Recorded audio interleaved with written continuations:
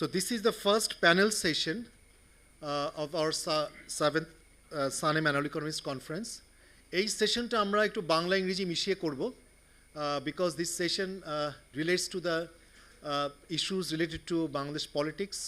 But I'm quite sure that what we'll be discussing here will have important implications for other South Asian or developing countries in general. আমাদের এই সেশনে we are extremely grateful to have Professor Rehman Soban as a special guest and Professor Ronak Jahan as the chair of this session. And we are thankful to them from the bottom of our heart because আমাদের আগের যে কোনো প্রোগ্রামে সানেমের প্রোগ্রামে এই ধরনের কনফারেন্সে whenever we requested them, invited them to attend this session or have chair this session or be the guest in this session, because this is a very special session. We try to introduce, I think since second or third of this conference, annual conference, আমরা যেটা করতে চেয়েছিলাম যেটা আমি ইনঅগ্রাল সেশনে বলেছিলাম যে we wanted to go beyond simple economic analysis to have broader understanding of the political economy issues of the development. And I think that gives us the opportunity to have to engage with the political scientists, political economy, the people, researchers who deals with the political economy, and people like, or person like Professor Rehman Soban and Professor Ronak Jahan. We are immensely grateful and we immensely benefited from their deliberations. We also have Dr. Mirza M. Hassan. He will be making the presentation here, and we have two distinguished panelists, Professor M.M. Akash and Dr. Ashikur Rahman. They will be discussing on the presentation. And since a presentation to Bangladesh context, I'm jani je audience theke there will be huge interest and questions. So আমি request করব audience যে whenever you try to make any intervention or any question, try to be brief so that we can accommodate larger number of interventions during the open question answer session. So আমরা এই সেশনটা যেভাবে একটু করছি যে প্রথমে I'll request Professor Ronak Jahan to come to the dais to say a few words, welcoming words, and to kind of set the tone. But we are not really, আমরা সবাইকে স্টেজে আনছি না কারণ this screen will actually যেটা হচ্ছে প্রেজেন্টেশনটা দেখা যাবে, and then আমরা প্রেজেন্টেশনের পরে আমরা সবাইকে আমরা স্টেজে নিয়ে যাব. With this, may I request Professor Ronak Jahan to take the floor, please.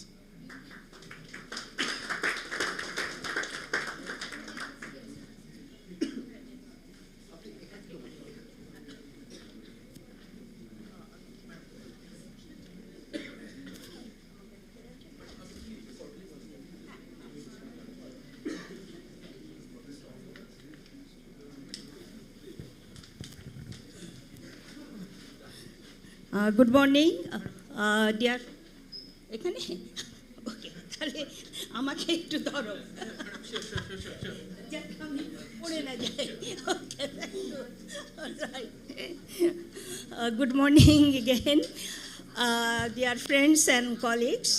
Welcome to this session, which is focused on politics in Bangladesh, and not only just political history, but on current politics and its future trajectory. So I think it will be hugely of interest to people. But let me begin by saying, and this is something I always say whenever I come to SANEM conference, is that first of all, what impresses me most is the presence of a huge number of younger people, students and researchers, which I generally don't see in the various dialogues that I'm privileged to attend. There I see generally people 60 plus sitting and not very, they have, I think, set ideas. So SANEM যে সবসময় এই যে ছাত্রদের এবং তরুণ গবেষকদেরকে যে training করছে, তাদের সঙ্গে আমাদের একটা পরিচয় করিয়ে দিচ্ছে, এটার জন্য আমি সেলিমকে সবসময় আমি ধন্যবাদ জানাই এবং সানেম কনফারেন্সে আসার আমার জন্য একটা প্রধান অ্যাট্রাকশন হচ্ছে এই সমস্ত অল্প বয়সী মুখ আমি দেখতে পাই।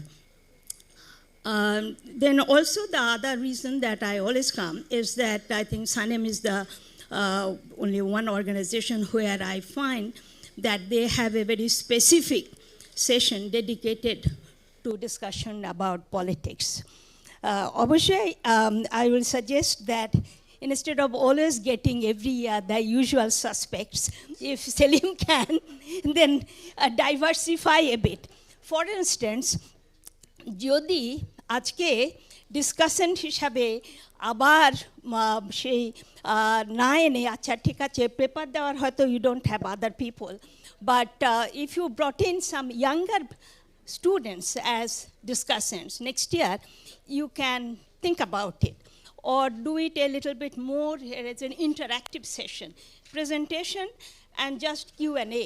কারণ সবার তো খুব একটা ইন্টারেস্ট আছে তাহলে আমার মনে হয় given the fact that we are running with a very tight time schedule and Mirza never finishes in 25 minutes and then if the other discussants I will have a hard time, then I think what we lose are the interaction with the younger people, and that's really the purpose of this. The third reason that I'm always interested in coming is that Mirza is only one person I know in Bangladesh who at least has been consistently trying to use political science analytical tools to analyze and create an understanding. কারণ আরও অনেকেই politics নিয়ে লেখে কিন্তু সবাই কিন্তু এই সমস্ত নতুন কনসেপ্টস কিংবা ইন্টারন্যাশনালি যে সমস্ত পলিটিক্যাল সায়েন্সে যে সমস্ত টুলস ব্যবহার করা হয় সেগুলো ব্যবহার অতটা করবার চেষ্টা করে না কিন্তু মির্জা বহুত বছর ধরে চেষ্টা করছে he has introduce to us political settlement deals deals এখন বেশ কয়েক বছর ধরে he is working on this DPS যে ডমিনেন্ট পার্টি সিস্টেম এবং তো আমি বলবো যে এই জন্য আমি I congratulate Mirza for pursuing this কারণ আমাদের দেশে যা রিসার্চ হচ্ছে অনেক কিছু বাইরে পাবলিশড হয় না বাইরে পাবলিশ করতে হলে then you have to use some of this framing is very important এবং এই সমস্ত অ্যানালিটিক্যাল কনসেপ্টসগুলো ব্যবহার করতে হয় অর্থাৎ মির্জার সেজন্য আমি মির্জাকে ধন্যবাদ জানাচ্ছি I think this panel particularly would be I hope would open up discussion and debate. One can even question the very concept of DPS. যে আসলে আমাদের দেশে আসলে কি একটা ডমিনেন্ট পার্টি সিস্টেম হচ্ছে না পার্সোনাল রুল হচ্ছে আমার মনে হয় this would be a very valid question second হচ্ছে যে আসলে আমাদের দেশে পলিটিক্যাল পার্টি বলতে কিছু আছে কি না নাকি we have groups of people various factions held together by loyalty to some dynastic leader অর্থাৎ আমার মনে হয় এই সমস্ত জিনিস নিয়ে নিশ্চয়ই we could open this and there would be I think divergent views on this. Yesterday in fact from very high quarters a question was raised যে আমাদের দেশে there is a deficiency in political parties আমাদের দেশে political পার্টির ঘাটতি আছে এই ধরনের একটা কমেন্টস এসছে কিন্তু আমার মনে হয় যে রেলিভেন্ট প্রশ্ন যেটা আমাদের করতে হবে সেটা হচ্ছে এখন আসলে ক্রমাগত পার্টি সিস্টেম কি কনসলিডেটেড হচ্ছে নাকি সবকটা পার্টির মধ্যে এত ফ্যাকশনালিজম যে সবকটা পার্টি প্রায় ভঙ্গুর হয়ে যাচ্ছে এবং পার্টিগুলোর মধ্যে আসলে পার্টি বলতে যা বুঝি ইডিওলজি কিংবা একটা ডিসিপ্লিন সেগুলো আমরা ক্রমাগত হারিয়ে ফেলছি with this few words let me open this the session so that then Mirza can make his presentation. Sorry, Mirza, before your presentation, I didn't want to be raise some of these questions, but as you go get along, present, maybe you could address some of this. Thank you.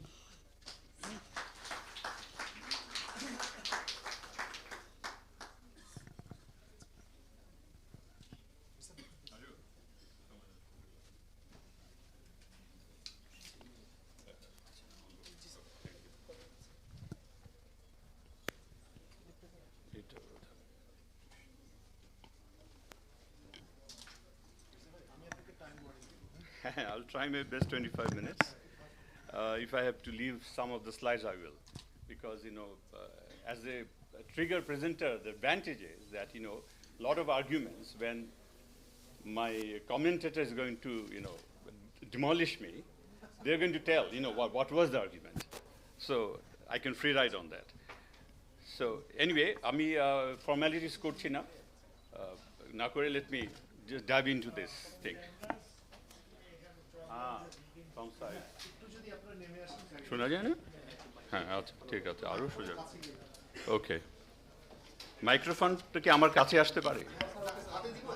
না না না, this is better. এই তো ঠিক আছে, all right. একটা খুব critical moment আমরা আছি এখন বাংলাদেশে। আমাদের প্রবাবলি কিছু প্যারাডাইমেটিক চেঞ্জ আসছে আমাদের পলিটিক্সে। হ্যাঁ, আমাদের পলিটিক্স তো খুবই বোরিং, খুবই কনসিস্টেন্ট, কিন্তু তারপরেও আমি যেটু আলোচনা করব যে সাম কাইন্ড অফ ইনোভেশন করতে বাধ্য হচ্ছে আমাদের পলিটিক্যাল এলিটসরা, for the survival and for to prosper, to continue. কয়েকটা কনসেপচুয়াল বিষয় আমি খুব ক্লারিফাই করে দিচ্ছি। Sorry, the non-Bengalis here, I'm going to speak in both English and Bangla.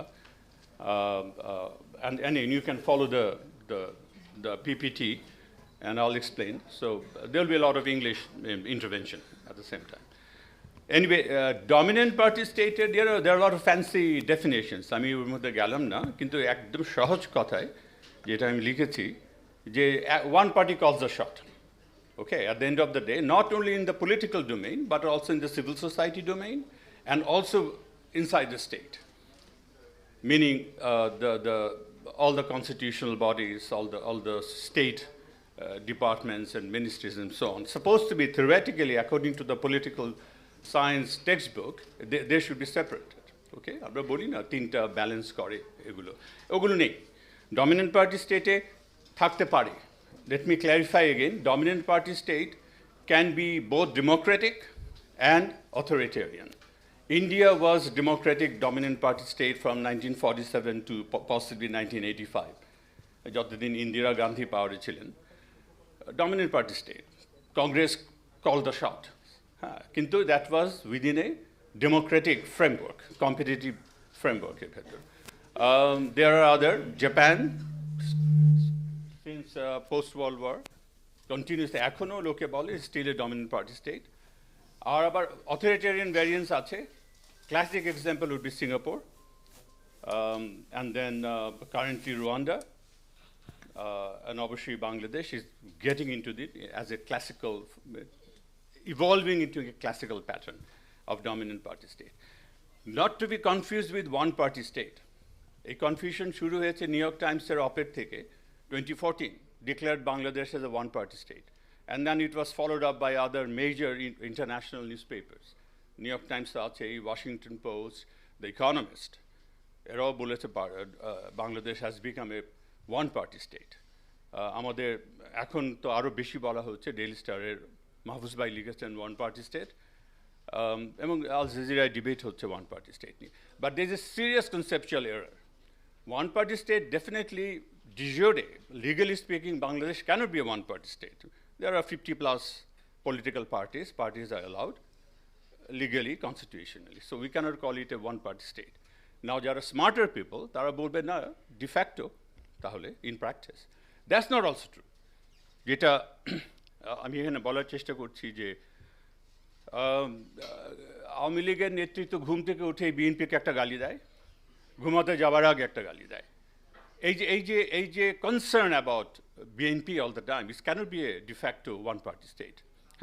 এবং the way they had to be so creative, এই জেপিকে জাতীয় পার্টিকে একটা অপোজিশন বানাবার জন্যে, this is not required in a one-party state. So de facto it cannot be a one-party state.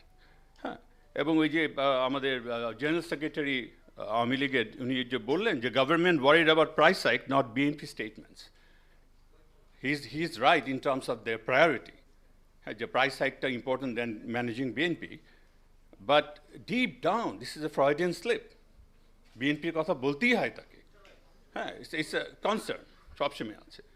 Anyway, আর এই যে কিছু কিছু দেখবেন এখন নিউজ পেপার খুললেই বা even among the academic circle, hybrid regime, democratic backsliding, these are descriptive categories, not very helpful, analytically speaking. হ্যাঁ, আমি একটা বাংলাদেশ তো জন্মের পর থেকেই হাইব্রিড রেজিম, তাই তো? এবং আমি যেটা বলার চেষ্টা করছি যে বাংলাদেশে, আমি পরে একটা অ্যাকাউন্টিং দেব, জন্ম থেকেই কিন্তু আমরা DPS, dominant party system or dominant party state. It had to be. It's historical inevitable. I'm moving to that. So it was inevitable. যখন দেশ স্বাধীন হলো, আওয়ামী লীগের বাইরে তো কোনো পার্টি নেই, সিরিয়াসলি স্পিকিং, তাই তো? সো ইট ওয়াজ থ্রাস্ট আপন আস, দ্য ডমিনেন্ট পার্টি সিস্টেম। আর আমি একটা হিসেব করেছি, রিসেন্টলি আমাকে একটা আর্টিকেল লিখতে হয়েছিল, এডিটেড বাই প্রফেসর রহমান সোমান অ্যান্ড প্রফেসর রৌনক জিহান, যেটা রাউটলিস থেকে বেরিয়েছে। You can get it, it's সব জায়গায় পাওয়া যায় ইন্টারন্যাশনালি, এখনও আনফর্চুনেটলি বাংলাদেশে আসেনি। সেখানে আমি একটা 50 years of state society relationship দেখার চেষ্টা করেছিলাম। সেখানে আমি একটা হিসেব করেছি যে আমাদের দেশে কত বছর ডমিনেন্ট পার্টি স্টেট, কত বছর কম্পিটিটিভ পার্টি স্টেট বা সিস্টেম, এবং কত বছর ডিরেক্ট মার্শাল ল। তাতে আমি দেখেছি, আপনি হিসাবটা দেখতে পাচ্ছেন, আমাদের 2023 পর্যন্ত 1972 থেকে 43 years আমরা ডমিনেন্ট পার্টি স্টেটে আছি। 43 years, কারণ যেটাকে মাঝখানে কম্পিটিটিভ পার্টি সিস্টেম বলা হয়ে থাকে by some academic, which is, during the caretaker government, ইলেকশনসগুলো ফ্রি অ্যান্ড ফেয়ার হতো সবই, সেই জন্য একটা ইলিউশন ক্রিয়েট হয়েছিল যে we have entered the realm of competitive party system. That's not true, because in reality যেটা হতো, রাইট আফটার ইলেকশন, আমাদেরকে যে শব্দটা আমি ইউজ করি বা কনসেপ্টটা আমি ইউজ করি, alternative partyarchal monopolies. Partyarchy is দলতন্ত্র, party controls everything, that's partyarchy. আর পার্টিয়ার্কির ভেতর মোনোপলি পার্টিয়ার্কি হতে পারে, ডুওপলি পার্টিয়ার্কি হতে পারে। তো একটা বিগিনিংয়ে একটা ডুওপলিস্টিক ফর্ম থাকে, যেখানে Awami League, BNP, civil society, তাদের কিছু লয়াল ফলোয়ার্স থাকে, সিভিল সোসাইটির ভেতর একটা ডুয়াল লয়্যালটি থাকে। সেগুলো আস্তে আস্তে শেষ হয়ে যায় এবং আলটিমেটলি উই এন্টার মোনোপলিস্টিক পার্টি আর কি, একটা পার্টি সব কিছু কন্ট্রোল করে। তো ওইটাকে আমি হিসেবে নিয়েছি not as CPS but as DPS. তাতে যেটা দাঁড়িয়েছে 43 years। আচ্ছা, সো এটাই আমাদের, যেটা আমি বলার চেষ্টা করছি যে এই হিসেবটার অ্যানালিটিক্যাল মিনিং কি কয়েকটা। একটা হচ্ছে যে এটাই হচ্ছে আমাদের সেন্ট্রিপেটাল ফোর্স।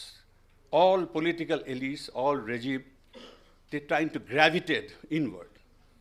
ভেতর দিকে আসে, সেন্ট্রিফুগাল হয় না, বাইরের দিকে যায় না। হ্যাঁ, সো এদের যে ইনসেন্টিভস, এদের যে interest, political elites tend two align with it. এবং এইটা একটা গেম থিওরির ভাষায় self enforcing equilibrium, because interest aligns for all participating actor. হ্যাঁ, এখন এই জন্য এটা একটা পলিটিক্যাল এফিশিয়েন্ট পয়েন্ট। আমি যদি এই জিনিসটাকে কন্ট্রোল করতে চাই, আমি যদি পুরো পলিটিক্যাল অর্ডারটাকে একটা রোবাস্ট ম্যানারে যদি আমি কন্ট্রোল করতে চাই, তাহলে এই DPS helpful, because it's an efficient focal point. যারা গেম থিওরি নিয়ে কাজ করেন তারা জানেন যে কেন focal point is very, it's the coordinating point essentially. যার জন্য আমি বাংলাদেশের কনটেক্সটে বলবো সেন্টার ক্যান হোল্ড, যেটা এই ইলেকশনের সময় আমরা দেখলাম। এত pressure, global pressure, internal pressure, but centre was successfully holding things together. হ্যাঁ, এবং এই ঝড় ঝাপটা পার হয়ে এসছে। তো ইয়েটসের একটা ফেমাস কবিতা ছিল in the context of first world war, I think, the centre cannot hold, বিখ্যাত কবিতা। সেটা আমি একটু টুইস্ট করে বলছি যে centre can hold in Bangladesh, despite the serious threats from both national and global. And it's also a comfort zone. Political elites অসম্ভব comfort feel করে when you have a DPS, when you can control everything. Electoral uncertainty, election হবে আমি হারবো না, এর চাইতে স্বস্তি political এলিটদের আর কোনো দিন হতে পারে না। হ্যাঁ, তো এগুলো এবং সিভিল সোসাইটিকে কলোনাইজ করা, ক্যানিবালাইজ করা, দখল করে নেওয়া, এগুলো একমাত্র সম্ভব হয় when you have DPS. CPS হলে হয় না। সেটা একটা সুবিধা আছে। সেজন্য why this is so functionally important for the political elites to hold on to it. এবং তাই হয়েছে, বাংলাদেশে তাই হয়েছে। 43 বছর যদি একটা সিস্টেম সার্ভাইভ করে, ইভলভ করে, তাহলে we have two live with it, যেটা আমি শেষে দিকে আসবো। কিন্তু আফটার দিস ইলেকশন আমরা খেয়াল করলাম দুটো জিনিস, এর ফল্ট লাইন আছে, সিরিয়াস ফল্ট লাইন। একটা হচ্ছে ন্যাশনাল আর একটা হচ্ছে ইন্টারন্যাশনাল। ন্যাশনালে আওয়ামী লীগের জন্য BNP it's a nagging problem, system threatening problem potentially. হ্যাঁ, কিন্তু রুলিং পার্টির জন্যে কনস্টিটিউশনাল বডি বা civil society is not at all A problem. They can be managed, they can be controlled. They have become extremely marginal actor, including the judiciary.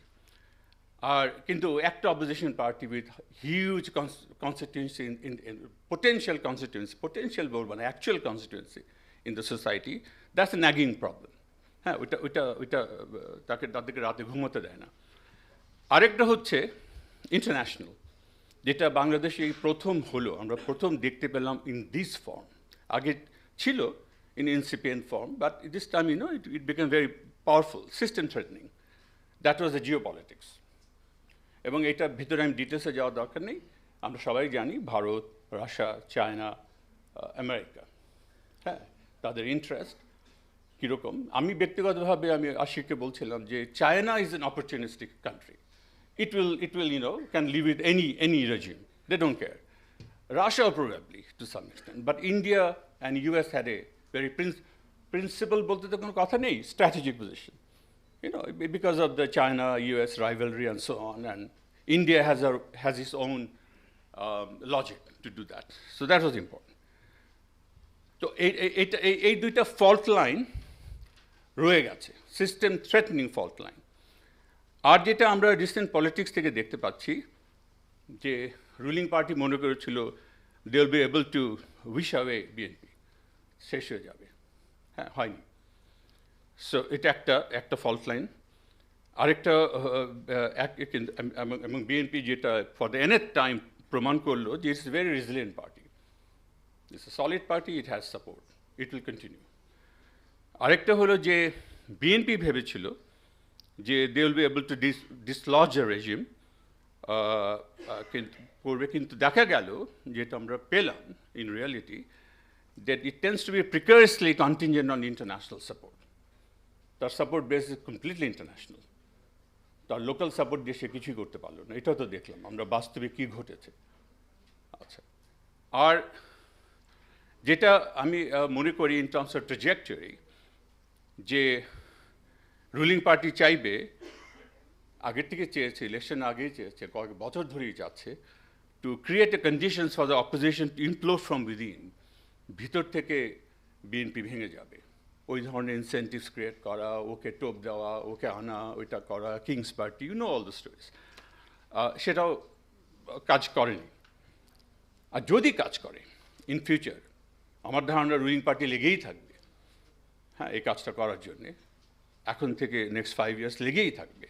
এবং এতে যদি successful হয়, তাহলে will enter the realm of Singapore and Rwanda, very robust dominant party system, dominant party state, very successful, fully control, মানে কন্ট্রোলটা তার comprehensive হবে। So that might happen. আরেকটা যেটা হলো যে আমরা দেখলাম যে the very difficult, the labyrinth of geopolitics যেটা আমি বলছি, very difficult, it's like a maze, সেটাকে সাকসেসফুলি কীভাবে ন্যাভিগেট করলো রুলিং পার্টি। কিন্তু এই landscape of this, the geopolitics is a shifting landscape. কখন কোথায় চেঞ্জ হবে, it will remain as a potential threat. হ্যাঁ, এটাও রুলিং পার্টিকে স্বস্তি দেবে না, constantly they have to on guard, এটা একটা করতে হবে। কী অবস্থা আমার টাইমে? 10 minutes হয়েছে, I have to move fast, that's fine. তো যেটা আমরা পেয়েছি, আমার মনে হচ্ছে, অনেকে হয়তো একমত হবে না, ইজ ভেরি কনফিডেন্ট অ্যান্ড এমবোল্ডেন্ড একটা dominant party state or system at this stage, যেটা আমি দ্য রাইজ অ্যান্ড রাইজ কথাটা আর কি, জাস্ট মুভিং অন এবং এই নেগোসিয়েশনগুলো করার জন্যে। কিন্তু যেটা হয় ইন দ্য ডিপিএস সিস্টেম তারা সবসময় ফর্মস অ্যান্ড ফাংশন নিয়ে এক্সপেরিমেন্ট করে ইনোভেট করার চেষ্টা করে in terms of representation in terms of participation যেটা কম্পিটিটিভ পার্টি সিস্টেম করে না because they have some kind of very complacent attitude আমার তো ডেমোক্রেটিক লেজিটিমেসি আছেই আমি একটা ভালো ইলেকশন দিয়ে পাওয়ার এসেছি সেই জন্য ইনোভেট করা পলিটিক্যাল ইনোভেশন করা পার্টিসিপেশনে সিটিজেনদেরকে নিয়ে আসা ফার্দার এগুলো করতে চায় না কিন্তু করে ডিপিএস করবে এবং আপনারা দেখবেন আমার ধারণা নেক্সট 5 ইয়ার্স নানা রকম পলিটিক্যাল ইনোভেশনস ভিতর দিয়ে রুলিং পার্টি যাবে specially at the local level হ্যাঁ সিটিজেনকে এনগেজ সামনে নিয়ে আসা আরও because they also crave for democratic legitimacy হ্যাঁ শুধু ইকোনমিক লেজিটিমেসি দিয়ে হয় না ডেমোক্রেটিক লেজিটিমেসি লাগে কারণ সিস্টেম তো আনপ্রেডিক্টেবল কোথায় কখন কী ঘটে যাচ্ছে never know it's very difficult so আমার ধারণা এগুলো হবে এবং মোস্টলি হবে লোকাল লেভেলে হ্যাঁ লোকাল লেভেলে একটু পরে আমি আসবো অনেক রকম ডেলিবারেটিভ ফোরামস আছে অনেক রকম ডেমোক্রেটিক ফোরামস আছে সেগুলোকে রিভাইভাল করার একটা চেষ্টা হলেও হতে পারে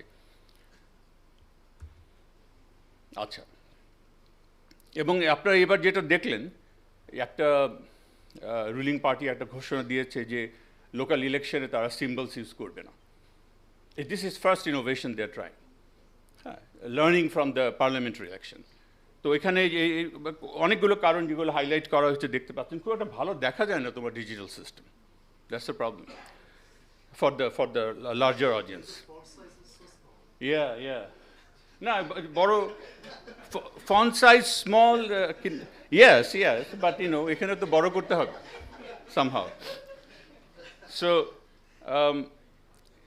কারণগুলো যেগুলো আমি ওরিকে reducing interparty conflicts factions fight enticing major opposition to join or enhance credibility and competitiveness of the electoral process.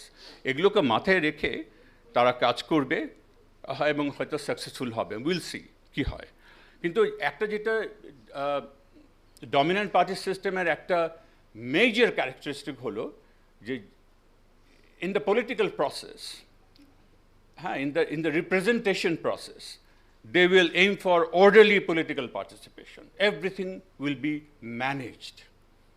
হ্যাঁ একটা অর্ডার একটা এর মধ্যে কাজ করবে সেটা ন্যাশনাল লেভেলই হোক লোকাল লেভেলই হোক হ্যাঁ যেটা যেই লেসনটা আমরা পাই from China which is a one party state but চায়নাতে কিন্তু সেটা আছে they are constantly experimenting with the local democracy local representation but under the guidance watchful eyes of the local communist party এর মধ্যে ছাড় দেয় অনেক কিছু করে এবং আমি যেটা লাস্ট লাইনটা এখানে বলেছি দ্য লিস্ট উইল বি ধরে রাখার যে দড়িটা will be lengthened or loosened contingent on the possible consolidation of the DPS over time DPS এই ডমিনেন্ট পার্টি সিস্টেম যত কনসলিডেট করতে পারবে নিজেকে ততই সে দড়িটাকে খাটো দড়ি থেকে লম্বা দড়িতে যাবে সো আমাদের মুভমেন্ট একটু বেশি হবে আর কি ওইটা একটা হতে পারে আর কি যেটা চায়নায় হচ্ছে সিঙ্গাপুরে হয়েছে অ্যান্ড সো অন আচ্ছা এখন আমি মুভ করতে চাচ্ছি যে এই ডমিনেন্ট পার্টি সিস্টেমটা স্টেট সোসাইটি রিলেশনসের ব্যাপারটা কি তো কয়েকটা ভাগে ভাগ করা যায় একটা কথা হলো যে বাংলাদেশে আমি 50 বছর ইতিহাস থেকে যেটা বুঝলাম যে আমাদের দেশের স্টেট সোসাইটি রিলেশনটা মিনিং পলিটিক্যাল এলিটদের সঙ্গে citizens' relation is mostly structured by political order. রাজনৈতিক ব্যবস্থাই আসল as opposed to economic order and marginally by social order. Social order বলতে মিন করছি ideology, ethnicity, religiosity, regionalism. Compare করে দেখেন Bangladesh unlike say Nepal, unlike say India, unlike Sri Lanka, unlike Pakistan, এটা কিন্তু খুব একটা ইউনিফর্ম স্টেট একটা হোমোজেনাস কান্ট্রি মোস্টলি বাঙালি মুসলমান দ্যাটস ইট ওকে বাকিটা very small not system threatening so এটাকে এই সাউথ এশিয়ান এই দেশগুলোকে বলা যেতে পারে প্যাচওয়ার্ক স্টেট হ্যাঁ জোড়া তালি অনেক তালি আছে আর কি বাংলাদেশে সেটা নেই যার জন্য হয় কি ভারতে বা অন্যান্য দেশে স্টেটের ক্যাপাসিটি খুব আনইভেন হ্যাঁ কোনো স্টেটের কন্ট্রোল ভেরি হাই কোনো স্টেটের control meaning government control is low, very uneven. Think of India. এটা কিন্তু বাংলাদেশে নেই, unlike those countries. এই কমপ্লেক্সিটিটা নেই. So this is an advantage in terms of political elites controlling the society. এই জন্যই আমি যেটা মনে করি যে বাংলাদেশে political logic state society relationকে বেশি determine করে rather than economic logic, rather than social logic. যেখানে আমি বাংলাদেশের কেসে other than religious actors like হেফাজত, তাদের একটা সে আছে, হ্যাঁ, মোস্টলি, কিন্তু খুব বেশি নেই, কিন্তু আছে। ও মাই গড। যদি আমরা বিজনেস কমিউনিটি থেকে দেখি, এগুলো আমি আগেও বলেছি, এই সানেমের জায়গায় বলেছি, কিন্তু বিজনেস, সোজা কথা, বাংলাদেশে কী ধরনের ক্যাপিটালিজম ডেভেলপ করছে?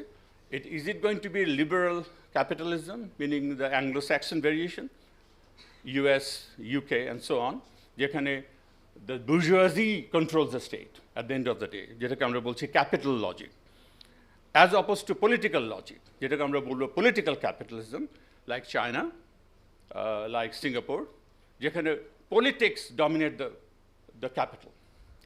এখন আমরা কোথায় যাচ্ছি এটা নিয়ে আমি অনেক ভাবি। এটা হয়তো ওই যে যেটা বলেছি যে Greek mythology, the Scylla and the Charybdis, দুটোই আমাদের জন্য খারাপ, টু আনপ্লেজেন্ট অল্টারনেটিভস। কিন্তু এটা ইম্পর্টেন্ট, এই জিনিসটা বোঝা যে আমরা কোথায় আছি, কারণ এটা critical governance reform, environmentally sustainable growth, regulated capitalism and taming of the unbridled corruption, এগুলো হবে কি হবে না, এই রেজিম পারবে কি পারবে না, ডিপেন্ড করবে যে কে ডমিনেট করছে। Is it the capitalist or the state? State meaning the political elites. Like in China, the political elites control the capitalists, so they can do whatever they want. কিন্তু বাংলাদেশ সেটা পারবে কি না, টাইম উইল টেল। ট্রানজিশনটা কোন দিকে যাবে সেটার উপর নির্ভর করবে। এই যে এইটা বলেছি যে স্টেট কোন ধরনের স্টেট ইভলভ করছে, we need to know. State capture হচ্ছে কি না। ক্রনিক ক্যাপিটালিজম নিয়ে অনেক কথা হয়। Chronic capitalism is soft thing, is a weak thing. What is more interesting, more scary is state capture. The capitalist class state capture করে ফেলতে পারছে কিনা, meaning regulatory capture. I will decide tax আমি কত পাবো না পাবো, I will decide Bangladesh bank আমার ব্যাংকে কিভাবে রেগুলেট করবে, the form of it. এটা যদি আমি ডিসাইড করি, meaning the capitalist class, the private sector bank owners, তাহলে এক গল্প। আর যদি ওইটা পলিটিশিয়ানরা ডিসাইড করে তাহলে আরেকটা গল্প। ওকে, সো বাংলাদেশে এটা কি হচ্ছে আই এম নট শিওর। আমি এটা নিয়ে সবসময় ভাবি যে relationship between the political elites and the capitalist এলিটসদের মধ্যে কে বাড়ছে কে কমছে বোঝা খুব ডিফিকাল্ট। হ্যাঁ, এই জন্য আমি বলছি এটা it's a pervert form of unstable equilibrium. এখন একটা ইকুইলিব্রিয়ামে আসেনি, এক নম্বর। সেটা হচ্ছে, এবং রিজন আমার ধারণা পলিটিক্যাল এলিটসটা শেষ পর্যন্ত থাকবে ইন পাওয়ার, বিকজ পলিটিক্যাল এলিটদের এখন একটা ডাইনেস্টিক পলিটিক্যাল লজিক আছে, যেটা বাংলাদেশের ক্যাপিটালিস্ট ক্লাস যতই তারা পাওয়ারফুল হোক এটাকে ভাঙতে তাদের কষ্ট হবে মনে হয়। I don't no, will see, next 4-5 years আমরা দেখব। এবং সেখান থেকে আমার সঙ্গে হয়তো অনেকে একমত হবেন না, আমি ধরে নিচ্ছি যে given the high degree of charisma and success in managing an election despite the international pressure, top leader একটা স্টেটাস উনি পেয়েছেন, যেটা it could be translated into Bonapartism. বোনাপার্টিজমটা কী জিনিস? এটা কার্ল মার্কস ব্যবহার করেছিলেন in the context of French revolution, aftermath of French revolution, যে একজন ব্যক্তি ফ্যাকশন, ক্লাস, পার্টি সবার উপরে উঠে যান, একা উঠে গিয়ে ম্যানেজ করেন on behalf of everyone two maintain the system. Bangabandhu করেছিলেন in 74। প্রফেসর রেহমান সোবহান তার মেমোয়ার্স এগুলো লিখেছেন যে কীভাবে he became the person that planning commission যেত ফর সলিউশনস। জিয়া রহমান করেছিলেন যখন সিরিয়াস সিভিল ওয়ার ক্রাইসিসের মধ্যে আমরা চলে গেছিলাম, intra military warfare everything in late 70s, হ্যাঁ, মিড 70s to late 70s, he had to become the Bonaparte to maintain the system. এখন তৃতীয়বারের মতো হবে কিনা time will tell, will see. কিন্তু হলে যেটা সুবিধা হবে, যে এই যে একটা সুবিধা হবে যে এই যে রোগ ক্যাপিটাল যাদেরকে আমি বলছি, the banking sector, the syndicates, the developers, এটা কোনো আইন কানুন মানে না, আইন তৈরি করে না নিজেদের মতো। এদিকে যদি কেউ কাউকে কন্ট্রোল করতে হয় তাহলে এই ধরনের একটা বোনাপার্টিস্ট রোল হয়তো লাগবে। আদৌ হবে কিনা I don't know, I leave it up to the very intelligent discussion today. Time is up. তাহলে এগুলার না বলি, আমি শেষ করি এটা দিয়ে। কিন্তু নন এলিট ডোমেনটা একটু বলে নেই। নন এলিট ডোমেন, বাংলাদেশে গরিব মানুষের সঙ্গে রাষ্ট্র যেভাবে রিলেট করে, এটাকে আমি বলি থ্রু পজিটিভ লিবার্টি। মানে যেখানে দুটো লিবার্টি আছে, একটা নেগেটিভ লিবার্টি, একটা পজিটিভ লিবার্টি। নেগেটিভ লিবার্টি হচ্ছে যেগুলো আমরা চাই, কথা বলার স্বাধীনতা, free election and so on, যেগুলো লিবারেল রাইটস।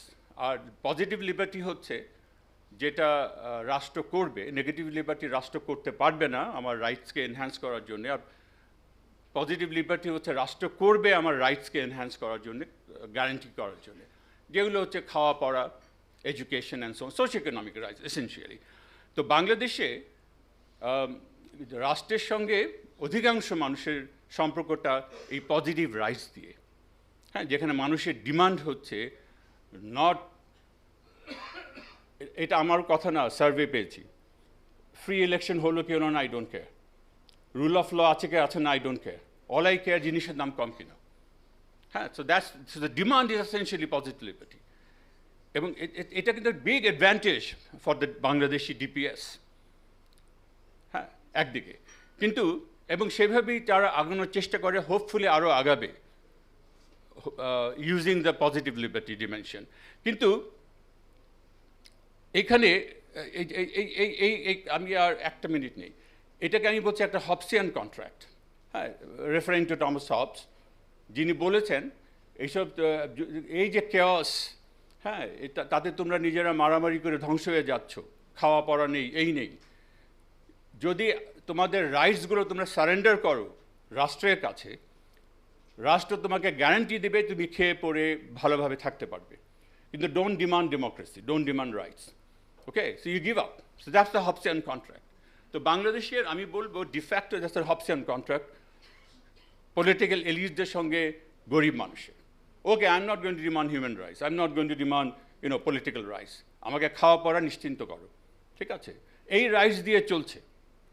জিনিসের দাম এবার ফল করেছিল, আওয়ামী লীগ সরকারের লেজিটিমেসি, তার সাপোর্ট 75% থেকে 25% নেমে এসছে রাইস করাতে। সরি, জিনিসের দাম যখন বেড়ে গেল, এখন এই জন্য দেখেন পাগলের মতো চেষ্টা করছে বর্তমান যে এইটা কন্ট্রোল করতে হবে আমাদেরকে সামহাও, ঠিক আছে, বিকজ দে আন্ডারস্ট্যান্ড দিস। অনেক কথা ছিল, শেষ কথায় যাই। তবু আমি মনে করি যে এই যে হবসিয়ান কন্ট্রাক্ট, এটা কিন্তু অপরচুনিস্টিক। গরিব মানুষ যখন বিপদে পড়েছিল দুবার, লকডাউনের সময় কথা ছিল সেভারাল বিলিয়ন ডলার্স দিয়ে তাদেরকে খাওয়াবে, পড়াবে, ঘরে রেখে দিবে, সরকার করেনি। That's an opportunistic Hobbesian contract. According to Hobbesian contract you are suppose to do it, but they didn't. হ্যাঁ, আন্ডার প্রেশার গরিব মানুষ যখন রাস্তায় নামলো তখন বলছে বের হও, মরো বাচ্চা, ইস আপ টু ইউ, কিন্তু লকডাউন আমি রিল্যাক্স করে দিলাম। That's an opportunistic Hobbesian contract, okay, it's র ডিলস যেটা আমি বলছি ফর দ্য পুয়ার পিপল। আরেকবার হয়েছে এই আরএমজি, 12,000 টাকা নাও, নাহলে গ্রামে ফিরে যাও। That's it, that's another raw deal. That's not Hobbesian contract, that's not positive liberty. That's very opportunistic. এটা কেন হয়? কারণ গরিব মানুষ সংগঠিত না। গরিব মানুষের পক্ষে তার বিশাল দল নেই, বামপন্থী দলগুলো তাদের অ্যাবসলিউটলি ইররেলেভেন্স, এবং কোনো সিভিল সোসাইটি প্ল্যাটফর্ম নেই যারা গরিব মানুষের কথা নিয়ে সামনে যায়। তারা দে আর মোর ইন্টারেস্টেড, আমাদের দেশের civil society, into human rights, into rule of law, into judiciary's autonomy, not খাওয়া পড়া মানুষের। That's a shame.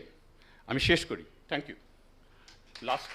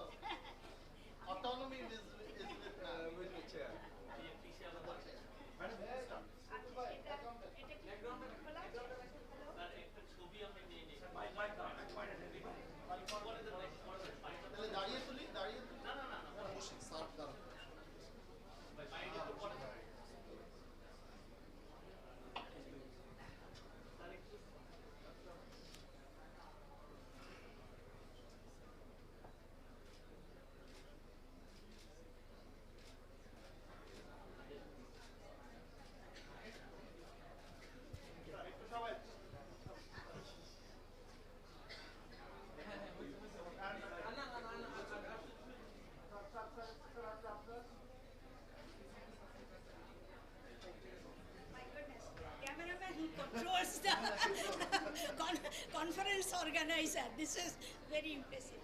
Eta ki on?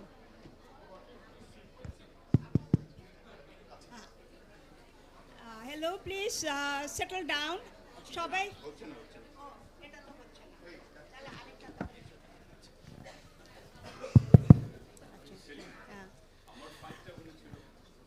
Hello, please settle down. সবাই একটুখানা বসুন। এখন আমরা আমাদের আলোচনা পর্বে যাচ্ছি। দুইজন নির্ধারিত আলোচক আছেন, ডক্টর আশিকুর রহমান এবং এম আকাশ, এবং তারপরে স্পেশাল গেস্ট হিসাবে প্রফেসর রেহমান সোবান বলবেন। আর আমি টাইমিং করছি না, এটা আমি দেখলাম যে সেলিম খুব ভালো টাইমিং করতে পারছে, সে সবাইকেই থামিয়ে দিতে পারে ইনক্লুডিং মি, আর তাতে আমার কোনো অসুবিধা নেই। আমার সাধারণত নিয়ম হচ্ছে যে ডিসকাশনরা সব বললে, স্পেশাল গেস্ট বললে আমরা এটা দর্শকদের জন্য Q&A-তে চলে যাব, কিন্তু সবার শেষে মির্জাকেও হয়তো বা যে প্রশ্ন আসছে সেটারও টাইম দিতে হবে। অতএব এটা কিভাবে ক্যালকুলেটেড হবে সেটা সেলিম ঠিক করুক। 1:30টার সময় আমাদের শেষ হয়ে যাওয়ার কথা, উই হ্যাভ 1 hour, হয়তো ম্যাক্সিমাম 15 মিনিট তার বাইরে যাওয়া যায়, কিন্তু আমি বলবো বাই 1:45 শেষ করে দেওয়া ভালো হবে, কারণ এরপরের সেশনও আছে। আমাকে সবার শেষে 10 মিনিট দেওয়া হয়েছিল কিংবা এরকম, আমি সবার শেষে কোনো সময় নেব না। আমি প্রথম দিকেই ডিসকাশনটা বলার আগে আমি একটা প্রশ্ন যেটা আগে প্রথমে করেছিলাম সেটা আমি প্রথম তুলব। সেটা হচ্ছে যে মির্জা পুরা জিনিসটাকে from the prism off party system এভাবে দেখছে, কিন্তু ও অন্যভাবে দেখা যায়। সেটা যেটা বলছি যে প্রথম থেকেই বাংলাদেশে আসলে পার্সোনাল রুল ছিল। ও যে বোনাপার্টিজমের কথা বলল, সেখানে সে বঙ্গবন্ধুর কথা বলল, জিয়াউর রহমানের কথা বলল, কিন্তু ইনফ্যাক্ট প্রত্যেকটা রেজিমেই আসলে পার্টিকুলার মানে what we need to think about যে পার্টির আসলে রোলটা কী আর স্টেটের রোলটা কী। পাওয়ারে যারা আছে তারা কতটা পার্টিকে ব্যবহার করে ক্ষমতায় আছে, নাকি স্টেট মেশিনারিকে ব্যবহার করে ক্ষমতায় আছে, এবং পার্টিগুলাকে সবার জন্যই কসমেটিক।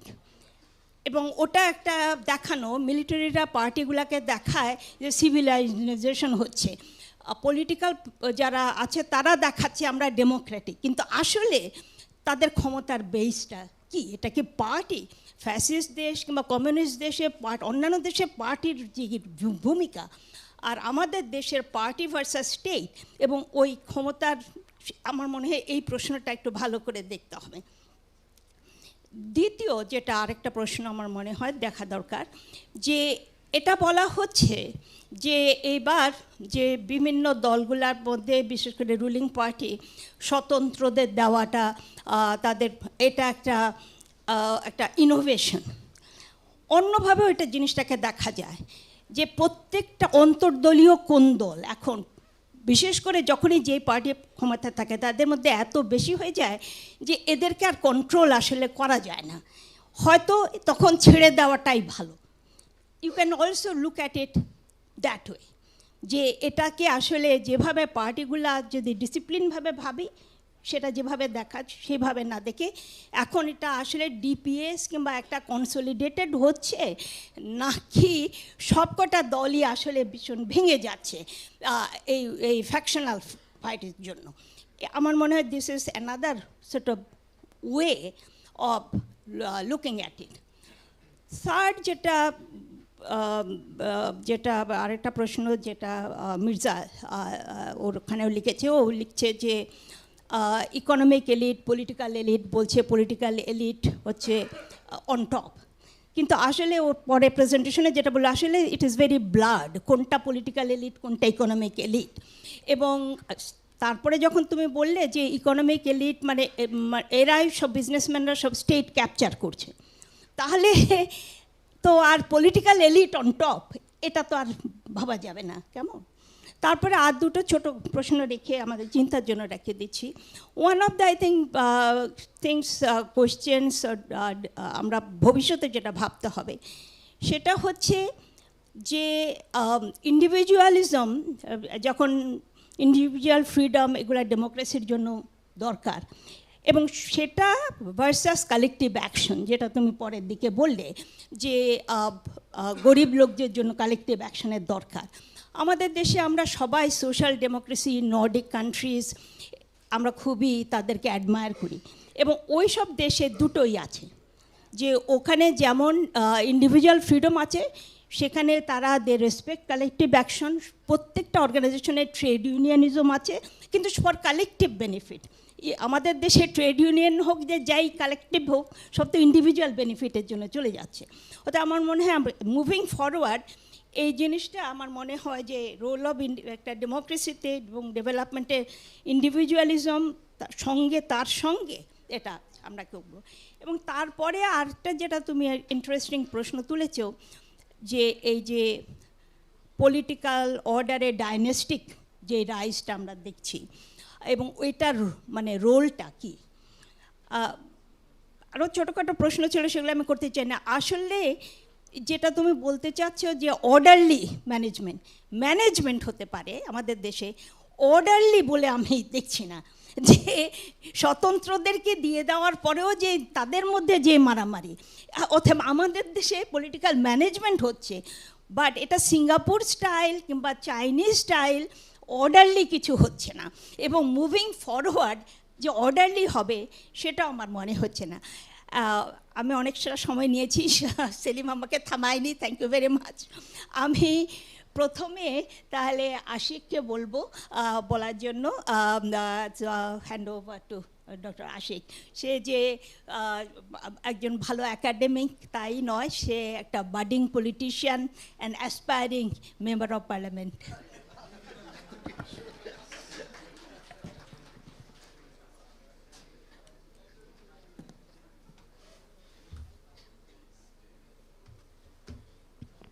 Thank you, ma'am.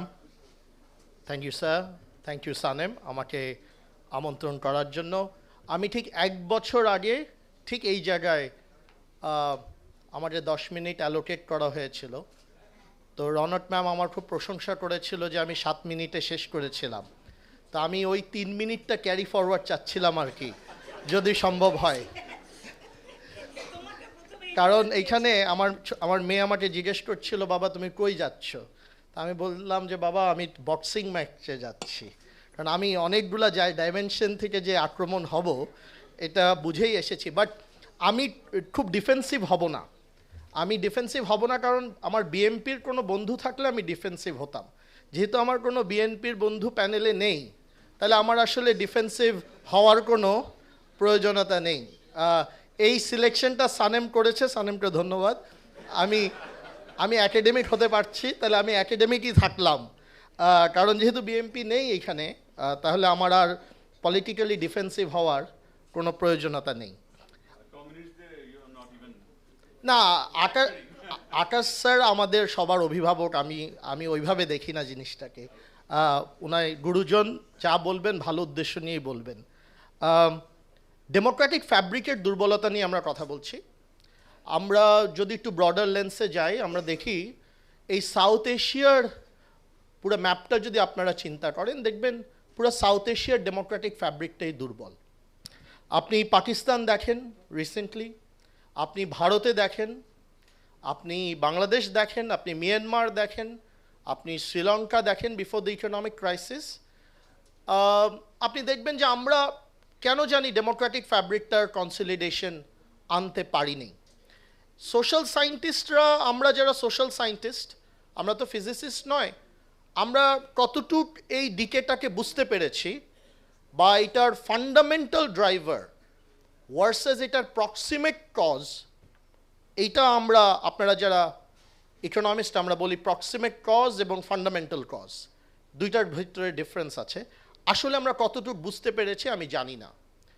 আমি পাকিস্তান বলেন, মিয়ানমার বলেন, যদি খুব সরলভাবে বলি, তাহলে বোঝা যাচ্ছে যে ওইখানে ডেমোক্রেটিক ফ্যাব্রিকটা দুর্বল, কারণ মিলিটারি খুব এমবেডেড এবং military calls all the shots across the state.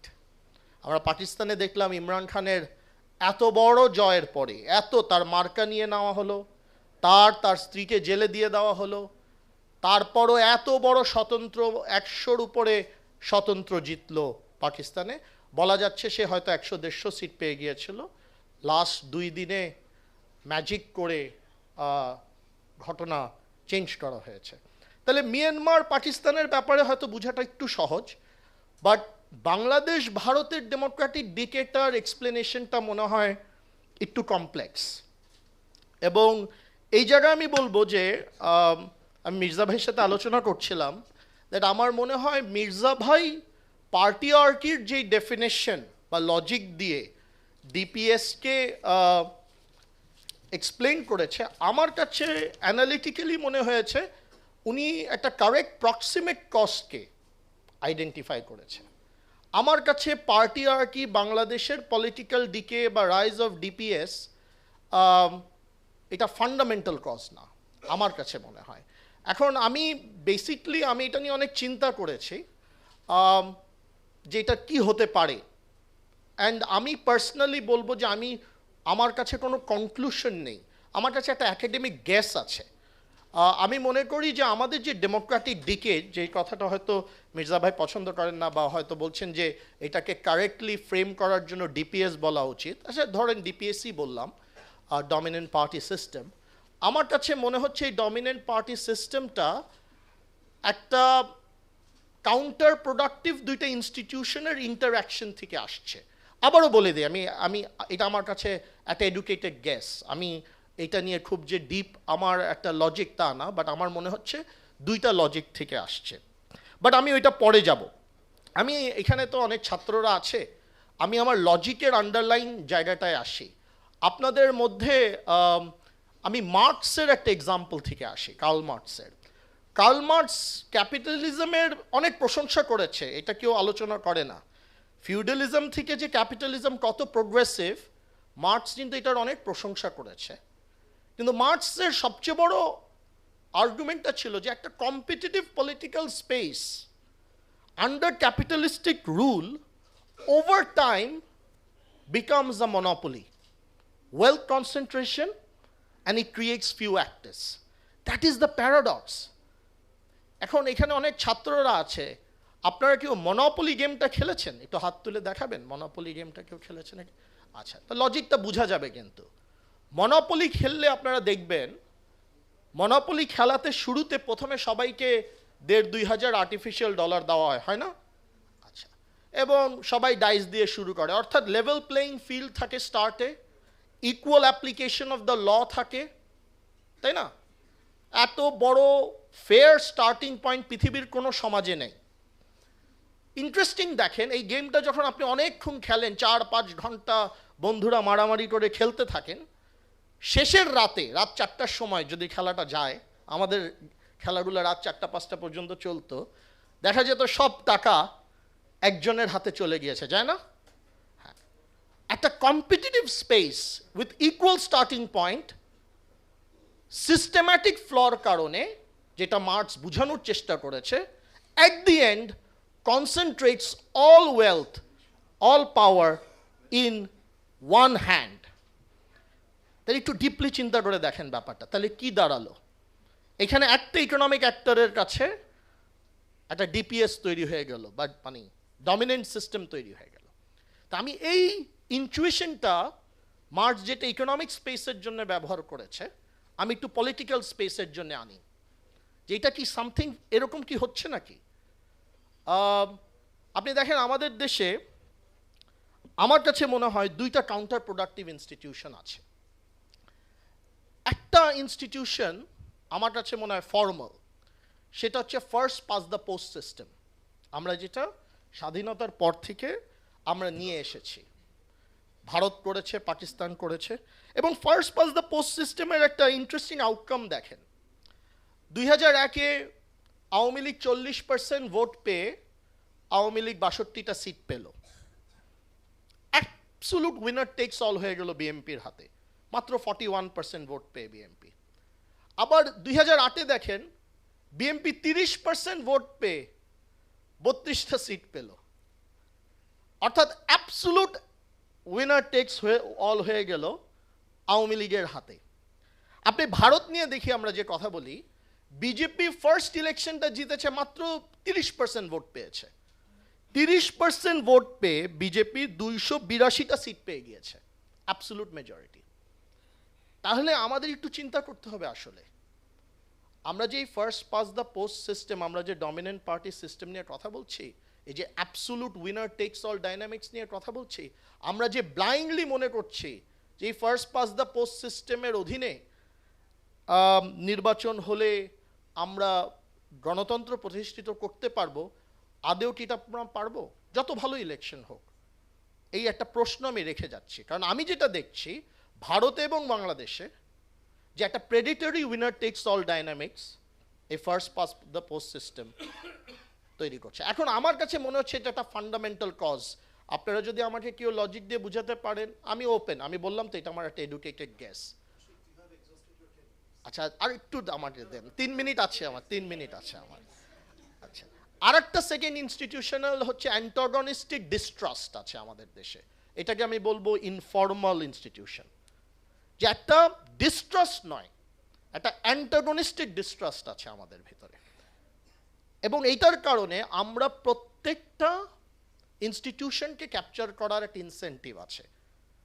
এবং এই দুইটার কারণে আনফর্চুনেটলি আমার মনে হয় এই দুইটার একটা ইন্টারাকশনে আমরা যে ফেনোমেনাগুলো দেখছি আমরা তা দেখতে পাচ্ছি। এখন আমার আনফর্চুনেট জায়গাটা কোথায়? আমরা সুশীল সমাজ থেকে হোক, যেখান থেকে হোক, আমরা বারবার সহজ প্রেসক্রিপশনের কথা বলি, কি সুস্থ ফেয়ার নির্বাচন চাই। আমি তো তর্কের খাতিরে যদি বলি, 91 থেকে 2008, 18 বছরে 4টা ফেয়ার ইলেকশন হয়েছে না?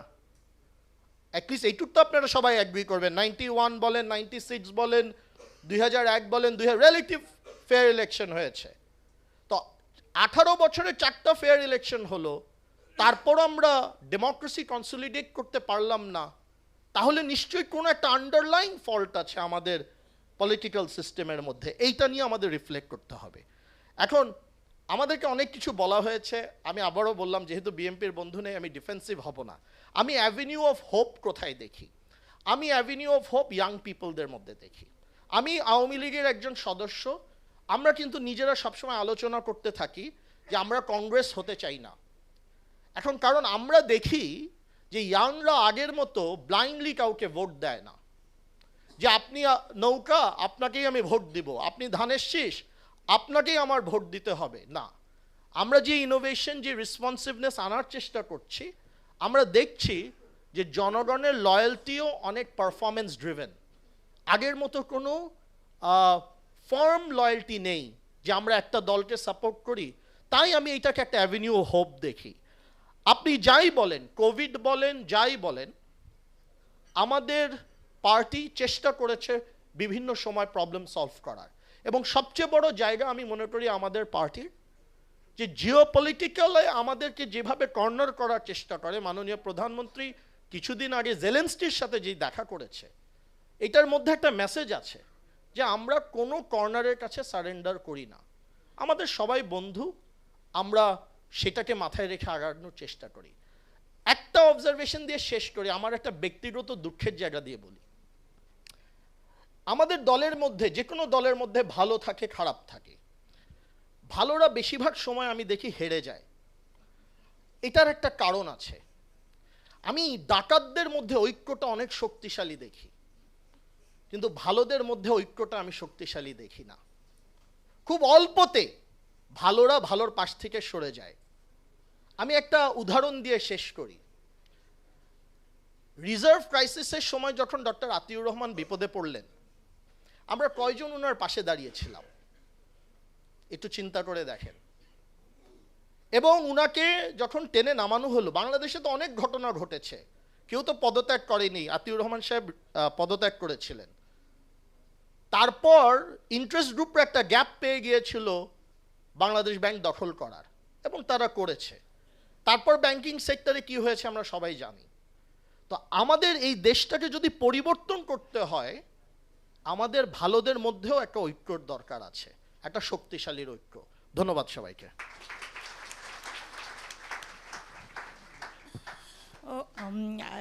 আশিককে অনেক ধন্যবাদ। অ্যাজ ইউ কুড সি যে আশিক কিছু একাডেমিক হিসাবে কিছু কনসেপ্ট সে ইন্ট্রোডিউস করেছে, এবং অ্যাট দ্য সেম টাইম সে খুব একটা ভালো পলিটিশিয়ানের মতনও অনেক রকম গেস ওয়ার্ক এবং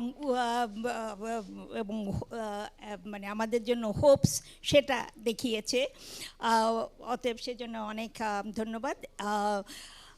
আমার মনে হয় এগুলা নিয়েও একটু চিন্তা করার কথা আছে। শুধু আমি একটাই বলবো, যেহেতু ইউ আর এন একাডেমিক, যে কোনো জিনিস তরুণ, এটা কি একটা বিরাট একটা ক্যাটেগরি করা যায়? কারণ তরুণদের মধ্যেও আবার বিভিন্ন দলের অনেক কেডার রয়েছে, তো অতএব সব মানে কত পার্সেন্ট তরুণ এইভাবে চিন্তা করছে আর কত পার্সেন্ট করছে না, এটা আমার মনে হয় একটু চিন্তা করে দেখার কথা।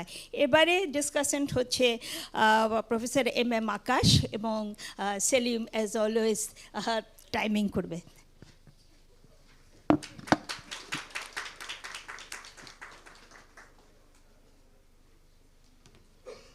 থ্যাংক ইউ আপা। অ্যাকচুয়ালি আমি যেগুলো বলবো ভেবেছিলাম সেগুলো আপনি প্রথমে বলে দিয়েছেন, সুতরাং আমার কাজ সোজা হয়ে গেছে। আমি প্রথম যেই পয়েন্টটা দিয়ে স্টার্ট করব যে DPS, this concept is very general, very abstract, not helpful. কেন বলছি এটা? কারণ ডিপিএসের আন্ডারে আপনি জাপান এবং ইন্ডিয়াকে আনছেন, আবার ডিপিএসের আন্ডারে আপনি মালয়েশিয়াকে আনছেন, সিঙ্গাপুরকে আনছেন, বাংলাদেশকে আনছেন। এটা আসলে মিলছে না। আচ্ছা, সুতরাং আরও অনেক আনতে পারেন, কিন্তু আমি জাস্ট কন্ট্রাস্টটা বললাম। যেটা বরঞ্চ বেটার, যেটা আপনি পরে বুঝতে পেরেছেন যে এইভাবে আমি আমার অ্যানালাইসিস আগাতে পারবো না, সেই জন্য ডেমোক্রেটিক অ্যান্ড অথরিটারিয়ান ভাগ করে নিয়েছেন। Democratic DPS and authoritarian DPS. আচ্ছা, ভেরি গুড।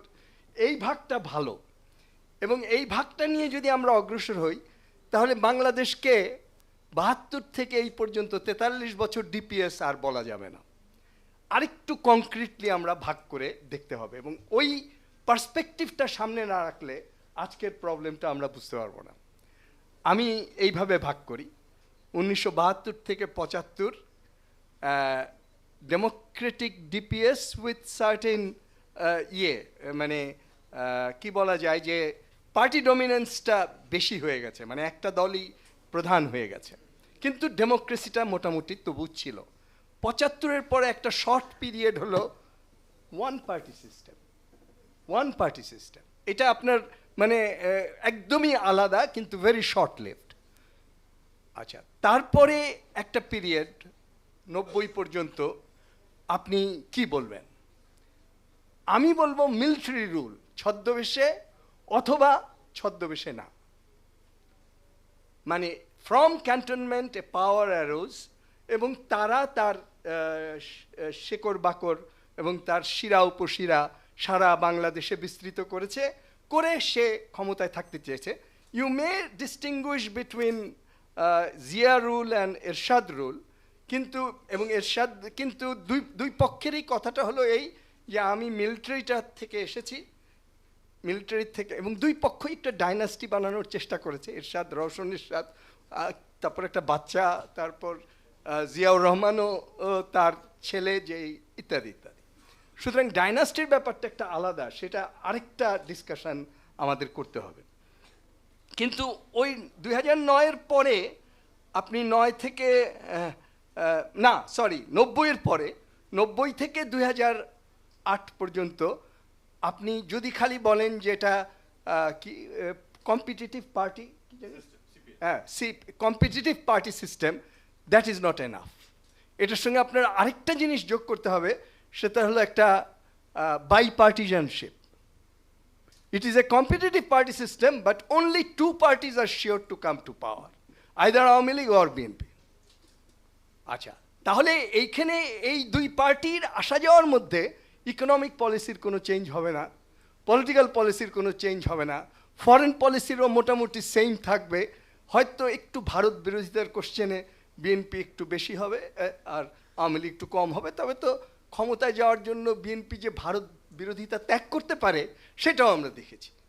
সুতরাং এই দুই পার্টির মধ্যে মেইন অবজেক্টিভ ফাংশন হচ্ছে to capture the state power, not any ideological difference, not any economic policy difference, not any other thing.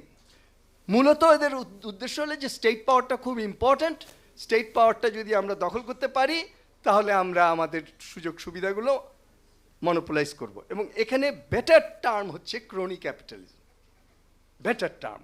The cronies, set of cronies are different. One set of cronies belong to Awami League tribe and another set of cronies belong to BNP tribe. এইভাবে আমি জিনিসটা দেখতে চাই। তারপরে 14-র পর এটাকে আপনি কি বলবেন? এটা বাইপার্টিজানশিপ ভেঙে গেছে, এবং সেটা আমাদের আশিক খুব ভালো বলেছে যে উইনার টেক অল হলে বাইপার্টিজানশিপ থাকবে না। তবে সে তার পার্টিকে কনভিন্স করতে পারবে কি না যে উইনার টেক অল আমরা ছাড়বো, সেটা আরেকটা প্রশ্ন, সেটা হলো আরেকটা প্রশ্ন। সুতরাং উইনার টেক অল চেঞ্জ করা এটা হলো একটা সলিউশন, কিন্তু এটা কিভাবে হবে, কেমনে হবে, that is a $1 million question. আচ্ছা, এইটুক বলে আমি 7 নং স্লাইডে চলে যেতে চাই। মির্জা, কয় মিনিট? আচ্ছা ঠিক আছে, আমি এখন শেষ করে দিচ্ছি।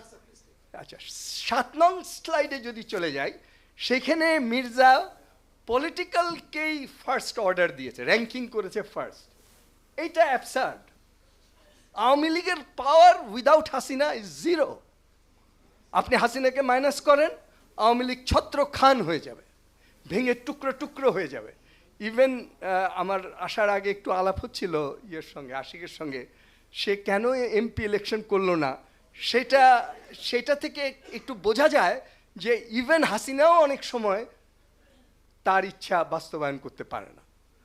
এটা আমার ধারণা, আমি জানি না আমি ঠিক বলেছি কিনা, বাট হি ক্যান টেস্টিফাই।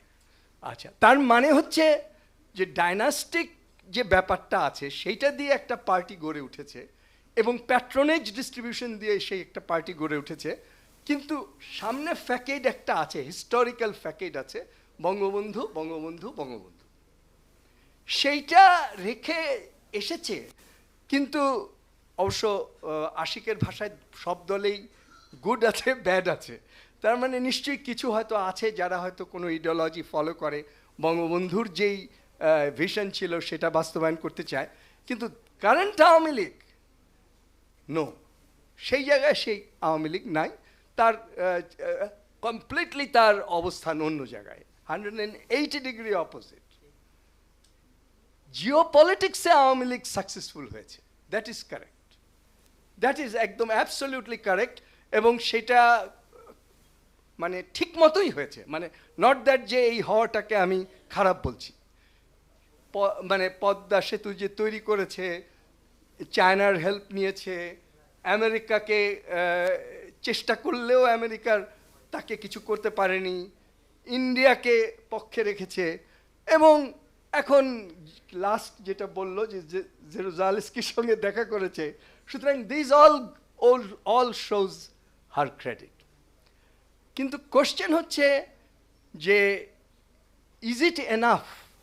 আচ্ছা, আরেকটা পয়েন্ট যেটা আমি বলছিলাম যে পলিটিক্যাল, তার মানে পলিটিক্সে Awami League as a political power will be able to control everything, এটা হবে না। বরঞ্চ এখানে যেই অর্ডারিংটা ও করেছে সেখানে আমি উল্টা দিক থেকে করব। আমি বলবো state itself is very powerful, এবং স্টেটের দুটো part, civil bureaucracy and military bureaucracy, এই দুটো পার্ট খুব important. Even party depends on them for winning the election. তারা ছাড়া কিন্তু আওয়ামী লীগ এবারও জিততে পারতো না, বা তাদেরকে ব্যবহার না করে বিএনপিকে ইলেকশন থেকে বিরত রাখতে পারতো না। তাদেরকে ব্যবহার করেছে ইন্টেলিজেন্সকে, আর কি আমি বলতে চাচ্ছি ইন্টেলিজেন্সকে ব্যবহার করেছে। সেই ইন্টেলিজেন্সকে ব্যবহার করে বিএনপিকে ট্র্যাপে ফেলে সে ইলেকশনটা জিতে গেছে। Simply this. তার মানে Hasina is now more dependent on not on her workers but on the state machine. State মেশিনের দুটো পার্ট, একটা কোয়ার্সিভ পার্ট, একটা নন কোয়ার্সিভ পার্ট, এই দুটোর উপর উনি ডিপেন্ড করে আছেন। তাহলে একটা ভেরি ইম্পর্টেন্ট কোশ্চেন দাঁড়ায় যে ডাইনাস্টিক পলিটিক্স দিয়ে পার্টিকে রক্ষা করলাম, আর আমি মিডিয়েট করলাম পার্টির সঙ্গে ব্যুরোক্রেসির, করে আমি আমার পাওয়ার রাখলাম, এবং আমার ইন্টেলিজেন্ট অ্যাডভাইজারদের অ্যাডভাইস নিয়ে আমি ফরেন রিলেশনশিপটা ঠিক রাখলাম, এইটা সাস্টেইনেবল হবে কিনা? This is the essential question of today. এইটা সাস্টেইনেবল হবে কিনা? আমার ধারণা হবে না। সিম্পলি একটা জিনিস চিন্তা করেন যে ডাইনাস্টিক যে রেজিমগুলো ছিল সেগুলো কি সাস্টেনেবল হয়েছে? শ্রীলঙ্কার বন্দরনায়ক কি সাস্টেনেবল হয়েছে? ইন্ডিয়ার নেহেরু কি সাস্টেনেবল হয়েছে? নেপালের মহেন্দ্র কি সাস্টেনেবল হয়েছে? হয় নাই, হবে না। কারণ সিম্পলি একদম খুব বায়োলজিক্যাল রিজনে যে যিনি ওই ডাইনাস্টির কেন্দ্রস্থল হবেন তিনি চিরকাল বেঁচে থাকবেন না, এবং একটা উত্তরাধিকার আপনার লাগবেই, এবং সেই উত্তরাধিকার not necessarily a good son or good daughter, নাও পেতে পারেন আপনি। যদি না পান তাহলে ডাইনাস্টি উইল ব্রেক অ্যাওয়ে, এবং ডাইনাস্টি যদি ব্রেক অ্যাওয়ে করে তাহলে তখন all the ordering forces will come out and a chaos will be there. এবং এখানে একটা জিনিস মিস করে গেছে মির্জা, এবং এটা মিস করে নাই, লিখেছে সে অবশ্য, না হি হ্যাজ মেনশনড ইট, হ্যাঁ, সেটা হলো যে একদম নিচের দিকে ইসলামিক ফোর্স বলে একটা ফোর্স আছে। সেই ইসলামিক ফোর্সটা কি করবে? আবার আরেকটা পয়েন্ট সে বলেছে, তার ঝোঁকটা, মির্জার পেপারের ঝোঁকটা হচ্ছে capability of current leadership of Awami League, high capability, এবং সেই দিকে একটু বেশি বলতে চেয়েছে যে they are trying to make reforms, benevolent হয়ে যায় কি না সিঙ্গাপুরের মতো বা অন্যরকম, এটা বলে নাই সে, কিন্তু I am reading such a tendency in his paper, যেটা আমি মোটেও বিশ্বাস করি না। এখন যেটা হবে সেটা হচ্ছে যে আওয়ামী লীগ একটা এক্সপেরিমেন্ট ম্যাক্সিমাম করতে পারে, যে সেই এক্সপেরিমেন্টগুলো যেগুলো পাওয়ারের জন্য থ্রেটেনিং না। যেমন উপজেলা ইলেকশনে আমি মার্কা ব্যবহার করলাম না, অসুবিধা নাই, বিএনপি কিছু জিতুক, লেফট কিছু জিতুক, ওরা কিছু জিতুক, মাইক্রো পাওয়ারে আমার কোনো প্রবলেম নাই। ম্যাক্রো পাওয়ারটা আমার আরেকটা ইম্পর্টেন্ট তার জন্য হবে, সেটা হলো যে ফাইন্যান্সিয়াল সেক্টর এইখানে যাতে তার ডমিনেন্সটা থাকে, এবং এই ডমিনেন্সটা বাংলাদেশ ব্যাংক থেকে আতিউর রহমানকে সরিয়ে দেওয়ার ব্যাপারে ইয়ের খুব দুঃখ, আশিকের খুব দুঃখ, কিন্তু আমার ধারণা মানে তার দলের নেতাদের কোনো দুঃখ নাই, বরং সুখ এবং আনন্দ, কারণ এখন এটা ওরা আগেই নিয়ম করে বাংলাদেশ ব্যাংকে ফাইন্যান্স মিনিস্ট্রির আন্ডারে নিয়ে এসেছে, আর ফাইন্যান্স মিনিস্ট্রিকে এবং তার সেক্রেটারিকে কারা নিয়ন্ত্রণ করে? এইখানে অর্ডারিংটা আমি উল্টায় বলতে চাই যে নিশ্চয়ই বিগ বিজনেস নিয়ন্ত্রণ করে, তারা ঠিক করে দেয় যে কে এবার নেক্সট গভর্নর হবে। একদমই মানে এটা হয়তো সত্য, এবং তার সঙ্গে হয়তো একটা মানে আরেকটা জিনিস থাকে যে বিগ বিজনেসের মধ্যেও আপনাদের মনে রাখতে হবে, বিগ বিজনেসের মধ্যেও হিস্টোরিক্যালি 2 টাইপস আছে, allegiance to Ziaur Rahman, allegiance to Bangabandhu. এখন ওই 2 টাইপের মধ্যে যে যখন থাকবে সে বিগ বিজনেসের বাইরে যাবে না, কিন্তু বিগ বিজনেসের হিজ ব্র্যান্ড সে প্রমোট করবে। তো এইখান থেকে সমাধান, মির্জা অবশ্য বামপন্থী, সুতরাং সে বলেছে যে পপুলার ক্লাসেস, না মির্জা, পপুলার ক্লাসেসের যদি সংগঠন তৈরি হয়, তারপরে আবার বলেছে যে বামপন্থীরা তো একদমই কিছুই না, ঠিক আছে, কিন্তু সে হোপ করছে একদম কিছুই নাদের উপর, মনে হচ্ছে আমার। তো দুইটা একটু কন্ট্রাডিক্টরি। সুতরাং পপুলার ক্লাসকে যদি মোবিলাইজ করতে হয়, তাহলে alternative ideology, alternative politics, alternative education, alternative sacrifice, alternative স্ট্রাগলে থাকতে হবে। সেইটা না থেকে আমরা খালি পায়াস উইশ করলে তো হবে না, আমাকে দোষ দিলে তো লাভ নাই, কারণ আপনি তো আসেন নাই। Thank you.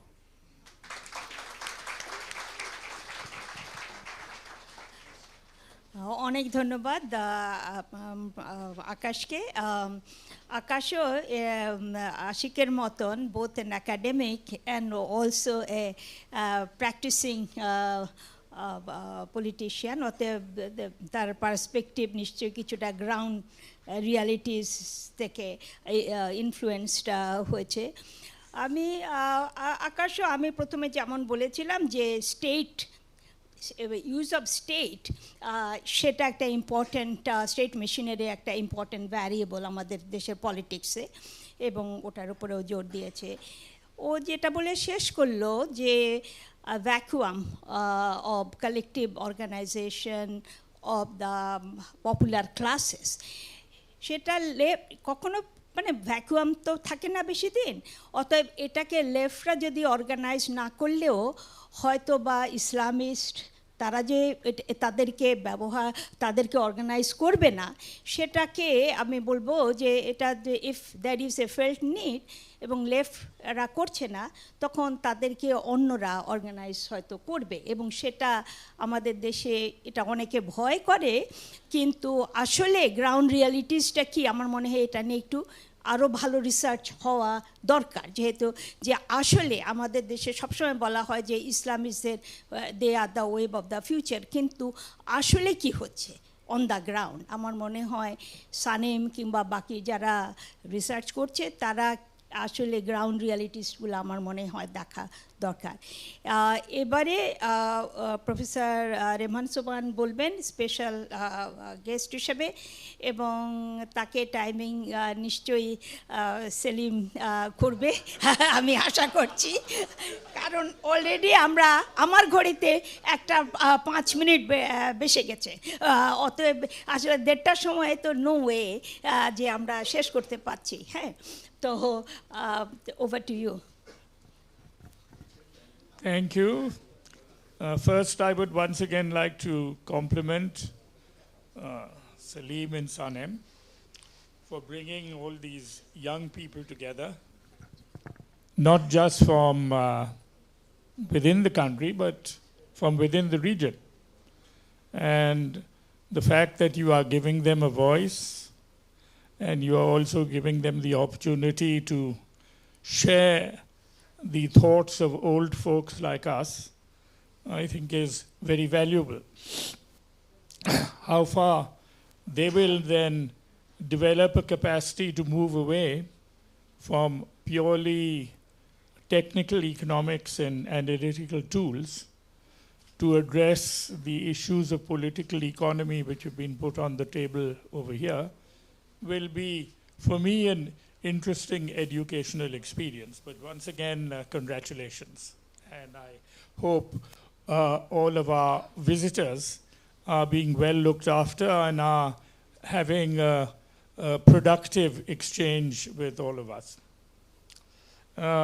As far as the subject is concerned, I have been down this road with the same group of people on quite a number of occasions, and I'm trying to think whether the passage of time has contributed to value addition through changing of the objective conditions.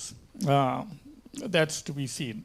Now, to begin with, we've had discussions again on the nature of the one-party state.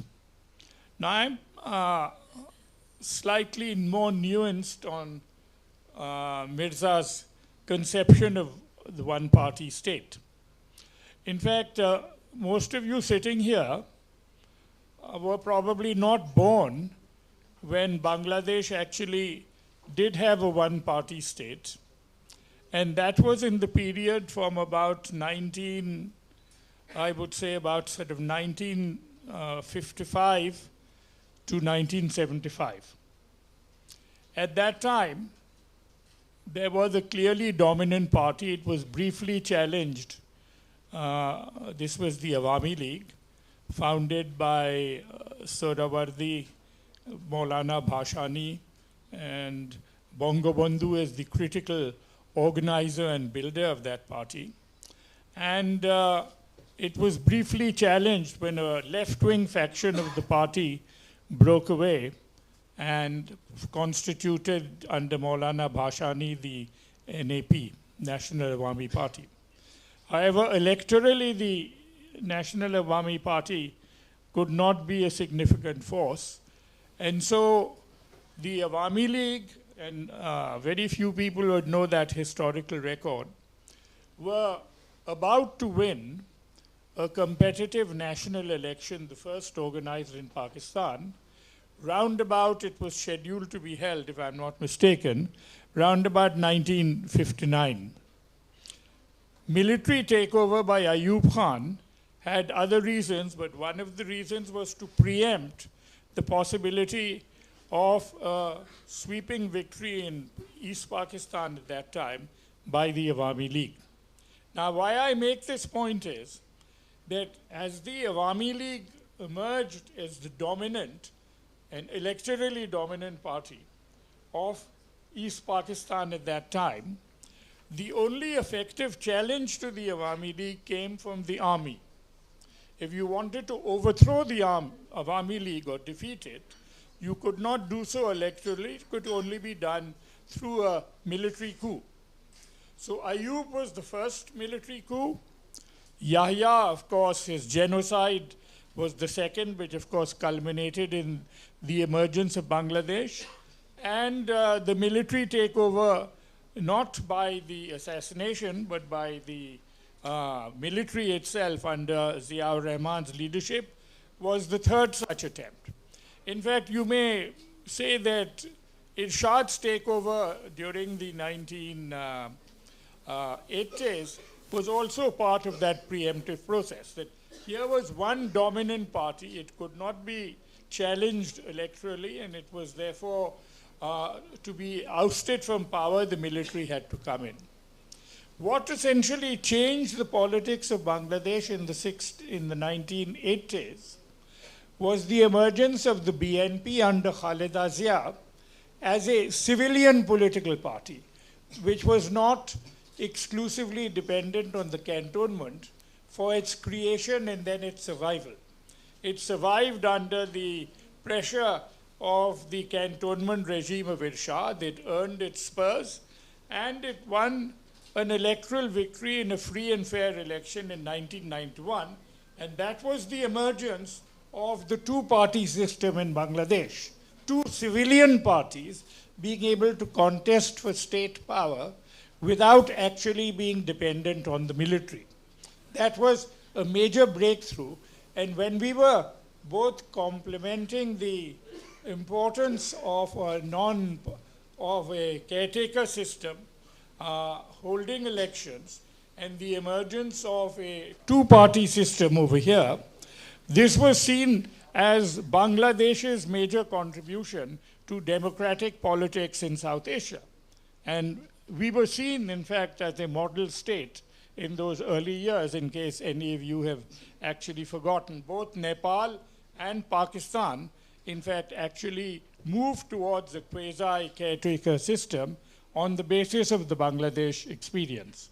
And wherever I went, I remember, I was complimented on the fact that we were using this system for having competitive elections.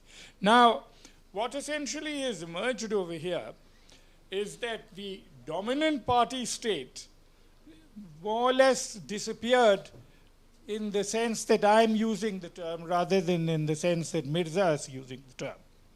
That we now have two consolidated political forces in the country.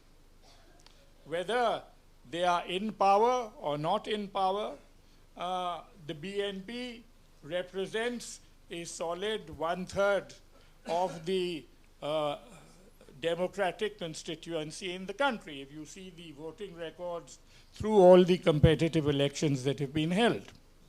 So to now say that you have got a dominant party state, that I think is misusing the term. It is not a dominant party state through the dominance of a party as a political force. What you actually have is a dominant state of which its composition will be made up of one party. But until such time as they attain the ascendancy of the Awami League as it existed in the 1960s and in the first part of the 70s, they will not fall into that category because they have to contest an election free and fair and inclusive. They have to win that election. They have to go on doing it consistently to establish its legitimacy as a dominant party state. Now, the significant example of a dominant party state is actually Singapore. Because while Singapore is seen as a one-party autocracy, actually it has very competitive elections. It has rule of law governing that election. It has a strong election commission. It only so happens that through its performance legitimacy, the ruling party set up by Lee Kuan Yew always wins elections. Obviously, it creates very difficult conditions for its opposition, but by being probably the best governed country in the entire world, and I use this word quite firmly, they win elections, and they have ruled the country on that basis. Other countries who have a so-called dominant party system do so by use of state power and the coercive powers of the state. You remove the coercive powers of the state, you remove the coercive powers of your own ruling party, whose coercive powers really depend on the fact that they are immune from state apprehension and regulation. You take away the backing of the state, let's see how long they will be able to exercise their coercive powers. It will be a very good test. But the objective reality here is, therefore, that you do not have a dominant party system. You have a dominant state. And the dominant state itself is built around a person. What Mirza correctly pointed out is that virtually from 1972, at the outset, we have had a dominant party person ruling the country. And for all practical purposes, what you have had is an all-powerful executive presidency or an executive presidency come prime ministerial system in which all powers have been concentrated in the hands of the person, and the most powerful institution in the country then remains the PMO or the Prime Minister's office. This is a situation which prevailed virtually from the time of Ziaur Rahman. I wouldn't say it prevailed at the time of Bangabandhu initially, where you had a strong cabinet, ministers who were asserting themselves, a planning commission, which itself could exercise independent influence on, certainly if not on policy making in some areas, but certainly in terms of policy oversight. So this situation emerged as a consequence of a strong leader. Now, the word dynasty is used rather loosely again over here. Sheikh Hasina came to power for dynastic reasons because the party was at that time in a state of fracture, and in order to prevent that fracture, she was brought back from Delhi. But to give her compliments, she has earned her spurs under very, very difficult conditions of the Irshad era and then subsequently under the Khaleda Zia regime, and she has emerged as a leader very much in her own right, and should be recognized as such and not as a dynast. And exactly the same goes for Khaleda Zia. She did what her husband could not do. She created a democratic party under very difficult conditions. And she too has to be recognized for that purpose. Now, she seems to be tending towards perpetuating dynastic rule through her son. At the moment, we have not heard of what succession plans exist for our present Prime Minister. But as of now, there is no indication that dynasty is being perpetuated. The only places where dynasty are perpetuated seems to be in the constituencies. After all, you were aspiring to be a dynast in your right, inheriting your father's constituency, as were many others, if I'm not mistaken. Now, let me move on from here and address another point of Mirza. Now, you make a lot of issues out of geopolitics and its influence. My own view is that it has always been at play, but it has been something of a paper tiger.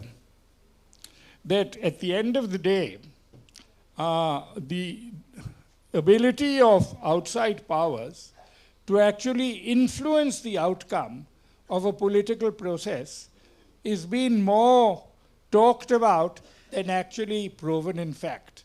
In fact, what was proven in fact, certainly as far as the big power intervening in our region, the US, is that their leverage was very limited. After all, if you are giving only $400 million in aid, you don't expect to buy much leverage in any society. And their capacity at the end of the day to sanction a few individuals here and there is neither here nor there. And wherever they have used the sanctions, they have anywhere in the world, it has been a complete washout.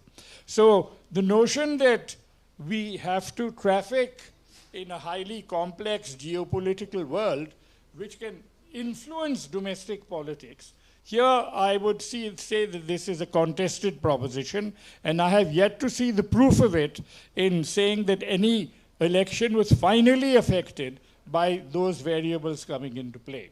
All you have is speculation and a priori assumptions to support that, very little empirical evidence. Now, thirdly, the one last issue I want to take up over here is the nature of the system and the capital versus political logic. Now here, essentially, Bangladesh is a very peculiar state in the sense that the state, beginning from the time of Ziaur Rahman, actually manufactured a capitalist class through state-sponsored domestic financing, public financing institutions. The whole default crisis, which is going on now for the last 40 years, was initiated by Ziaur Rahman's policy of channeling state financial institutions to build a capitalist class. Now, the capitalist class has continued to be built through that process, but over the years, and thanks to the RMG emergence, it has developed its own autonomous capacity for regeneration and capacity to grow itself without state patronage. But essentially what has happened now is that two forms of this capitalism have really now emerged. What you may call the forces of competitive capitalism and the forces of crony capitalism, which essentially has prevented a consolidation of what you would call a business class in the accepted classical Marxian sense of the term. That essentially you have a class of people who heavily depend now on the access to state power and patronage in order to further their business fortunes. And this has vitiated the working of an effective competitive market process. This is a very crucial form for the consolidation of capitalism in the accepted sense of the term that we know it. Now, if you look at this whole business of the syndicates and so on and so forth, these are pure example of the creation of a non-competitive political force with a high degree of political protection and patronage.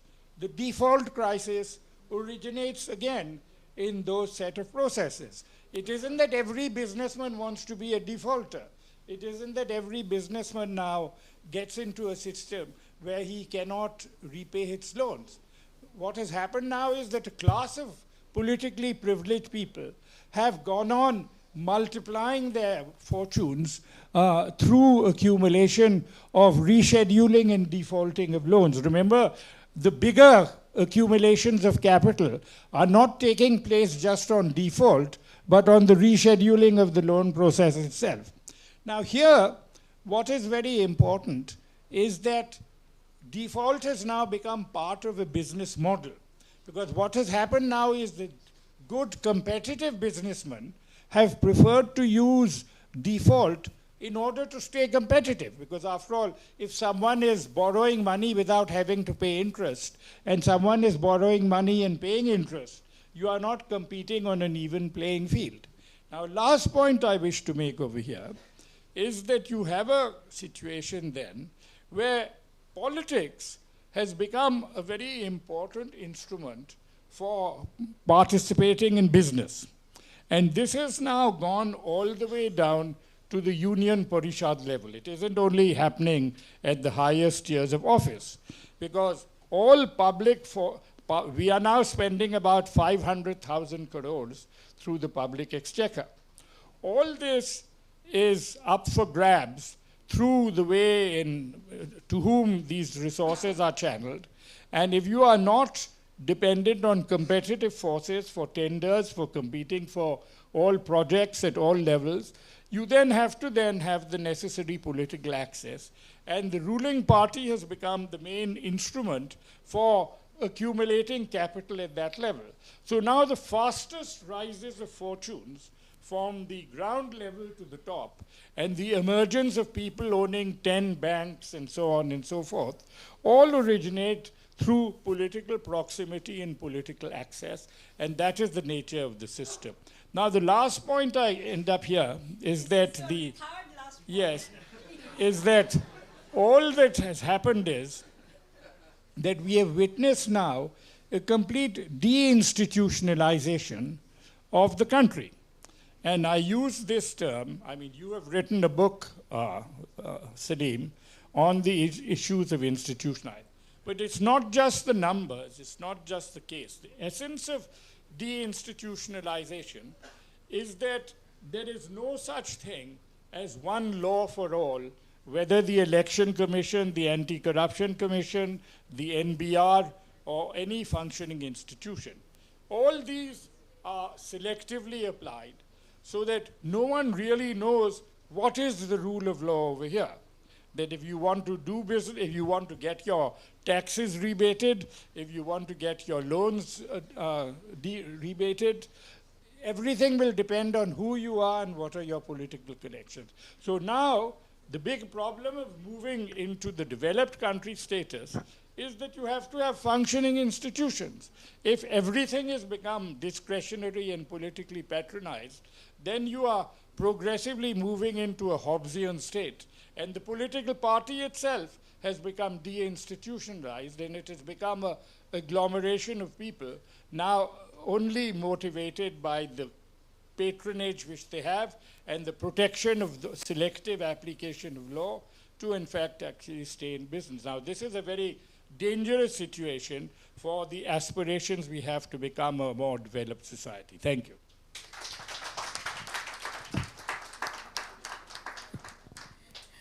Thank you. I don't know what is actually the guidelines for chief guests and special guests, whether special guests are supposed to follow the time guidelines or not. But a lesson for you, Ashik, that if you really want to be successful and want to follow rules and be bhalo, তাহলে কিন্তু মুশকিল তোমার হবে. Thank you very much. Now I'm looking for guidance for 20 minutes. Acha, okay. Our Mirza then gets 5 minutes. 15 minutes you can actually take questions and answer, and then but in total আমরা 20 মিনিটের মধ্যে শেষ করব। Okay, all right. And I think you should stand up and then say session is closed. Okay, আমি যেভাবে প্রশ্ন নেব আমি প্রথম এদিক থেকে নেব তারপর আবার এদিক থেকে নেব। তো প্রথমে এদিকে কোনো হাত, হ্যাঁ, সে যেই প্রশ্ন করবে প্রথমে তোমার নাম বলে তারপরে একদম 2 মিনিটে প্রশ্ন, কিংবা কমেন্টস হলেও 2 মিনিটে সেটা শেষ করতে হবে। আর মাইক যারা মাইকে আছে তারা খুব দৌড়াদৌড়ি করে যাতে লোকজনকে মাইক দেয়। Or if since you are young students just throw your voice, কেমন গলা মাইকের জন্য সময় নষ্ট করার দরকার নেই। Okay, thank you madam. আমার নাম মাসুম বিল্লাহ, আমি দৈনিক শেয়ারবিজে কাজ করি, আমি একজন জার্নালিস্ট। ও আমার প্রশ্ন হচ্ছে যে এখানে ব্যক্তির ডমিনেন্স নাকি পার্টির ডমিনেন্স সেটা নিয়ে একটা আলোচনা আসছে, কিন্তু বাংলাদেশে তো স্বাধীনতার পর থেকে পার্টিতে ব্যক্তির ডমিনেন্স ছিল, তাহলে এটার সমস্যাটা আসলে কোথায়? মানে ব্যক্তির ডমিনেন্সটা কেন তৈরি হচ্ছে? বঙ্গবন্ধু থেকে শুরু করে যারাই পলিটিক্যাল পার্টির হেড ছিলেন সবারই পার্টির উপরে সবচেয়ে বেশি ডমিনেন্স ছিল, এবং পার্টির কাউন্সিলগুলো খুব একটা ইফেক্টিভ হয় নাই নেতৃত্ব তৈরির ক্ষেত্রে। এটা কেন? সেটা কি আমাদের পলিটিক্যাল কালচারের প্রবলেম? একজন পলিটিক্যাল মানে সায়েন্টিস্ট হিসেবে আপনার কাছে উত্তর চাচ্ছি, ম্যাডামের কাছে। আর একটা আশিক ভাই যেটা বলেছেন যে আমাদের 4টা ইলেকশন ভালো ইলেকশন হয়েছে, তারপরেও ডেমোক্রেসি কেন শক্তিশালী হলো না? সেই ক্ষেত্রে আপনি বলেছেন যে এটার মানে আন্ডারলাইন ইয়েটা কোথায়, মানে প্রবলেমটা কোথায়? সেটা তো আমাদের সংবিধানে যদি আমরা সব ক্ষমতা এক ব্যক্তির হাতে দিয়ে রাখি তাহলে সেটা তো এক ব্যক্তির ডমিনেন্স হবেই, সেটা কোনো সমস্যা কিনা? যেমন আমাদের সংবিধানের 4th খণ্ডের সমস্ত ক্ষমতাই এক ব্যক্তির হাতে দেওয়া আছে, যিনি পার্টি চিফ, তিনি ক্যাবিনেটের চিফ, তিনি পার্লামেন্টের হেড, মানে হেড অফ দ্য মানে পার্লামেন্টের নেতা। সেক্ষেত্রে এই সংবিধান সংশোধনের কোনো প্রয়োজন আছে কিনা এটা একটু জানতে চাচ্ছি। ধন্যবাদ। আচ্ছা, থ্যাংক ইউ। ওকে, তাহলে তো আশিককেও যদি প্রশ্ন করা হয় তাহলে then Ashiq will also get some time. এদিকে হ্যাঁ, নাম খুব ফাস্ট রান করতে হবে যে মাইক নিয়ে। জি, আসসালামু আলাইকুম। আচ্ছা আচ্ছা, আমি মোহাম্মদ ওবায়দুল্লাহ, জাহাঙ্গীরনগর ইউনিভার্সিটিতে পড়াশোনা করছি ইকোনমিক্স ডিপার্টমেন্টে। সো আমি বাংলাদেশ প্রশ্নটা করছি যাতে হচ্ছে আমি ক্লিয়ার করতে পারি। মির্জা আব্বাস স্যার যেটা হচ্ছে বললেন যে বাংলাদেশের average, Mirza Hasan sir Mirza sir যেটা বললেন যে বাংলাদেশের মানুষজন দেখা যাচ্ছে যে খাওয়া পড়াটা ঠিকঠাক থাকলে রুল অফ ল বা এগুলো সম্বন্ধে আসলে খুব একটা কেয়ার করে না। সো এইটা আসলে এটাই প্রুফ করে যে বাংলাদেশের এভারেজ মানুষজনের পলিটিক্যাল লিটারেসি বা ডেমোক্রেটিক লিটারেসিটা আসলে খুবই কম। যেই কথাটা আসলে আশিক স্যারও কমপ্লিমেন্ট করেছেন ওনার একটা উদাহরণের মাধ্যমে, যে 4টা ফেয়ার ইলেকশন পাওয়ার পরেও কেন আমরা স্টেবল ডেমোক্রেসিটা পাই না? কারণ স্টেবল ডেমোক্রেসি পাওয়ার জন্য একটা গুরুত্বপূর্ণ শর্ত হচ্ছে আপনার পার্টিসিপেটরি ডেমোক্রেসি, অর্থাৎ আমাদের এই চেক অ্যান্ড ব্যালেন্সটা নিশ্চিত করার জন্য আমার ডেমোক্রেসির যে স্টেক হোল্ডারগুলো আছে তাদেরকে আসলে ওই ভয়েসটা রেজ করতে হবে, রুল অফ ল সম্বন্ধে তাদের আসলে ওই জ্ঞানটা থাকতে হবে। এখন আমার প্রশ্নটা হচ্ছে বাংলাদেশের বা হচ্ছে যে কোনো লিস্ট ডেভেলপ বা ডেভেলপিং কান্ট্রির যে সকল মানুষজন আসলে ফিনান্সিয়াল ইনসিকিউরিটির মধ্যে ভোগে তাদেরকে আপনি আসলে এত বড় বার্ডেনটা দিতে পারেন কিনা যে তারা হচ্ছে রুল অফ লটা নিশ্চিত করবে, চেক অ্যান্ড ব্যালেন্সটা নিশ্চিত করবে? এবং এখান থেকে যে ফান্ডামেন্টাল কোশ্চেনটা অ্যারাইজ হয়, তাহলে ফিনান্সিয়াল ইনসিকিউরিটি বিদ্যমান এমন কোনো কান্ট্রিতে বা লিস্ট ডেভেলপ কান্ট্রিতে আপনার ডেমোক্রেসিটা আদৌ কখনো ভালোভাবে ফাংশন করা পসিবল কিনা? ধন্যবাদ। ওকে, থ্যাংক ইউ। আমি এ থেকে হ্যাঁ মুস্তাফিজকে রেকগনাইজ করার আগে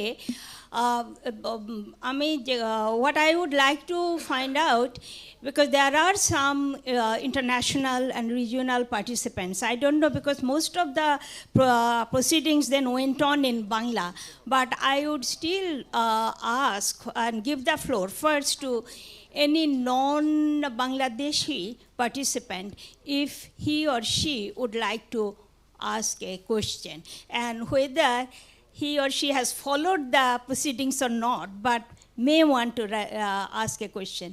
Is there any non-Bangladeshi here who would like to ask some question? I would like to give the floor first to that person. Yes, yes. You are a non-Bangladeshi. Apni Bangladeshi. Okay, so please introduce yourself and where you are from, and then ask the question or make a comment. Thank you. Thank you, ma'am. I'm Dr. Ashraf Bulkamat from Vellore Institute of Technology, University, India, South India.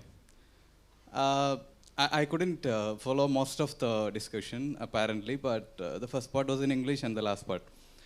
So from there was a comment from Sir saying that India was a single-party dominant country for a long time under Congress regime till 80s. And I would like to know your take on the same comment, let's say, of the recent decades on BJP regime that we are continuing with today. I suppose the question is clear? Thank you. Thank you. This is addressed to Mirza, right? Yes, yes. Yeah, okay, thank you. Is there any other, yes. Mustafiz, be patient. Yes, I would like to first give floor to the rest of the non-Bangladeshis who waited for an hour and a half and listened to Bengali discussions. Yes, Madam, please আমি introduce Bangali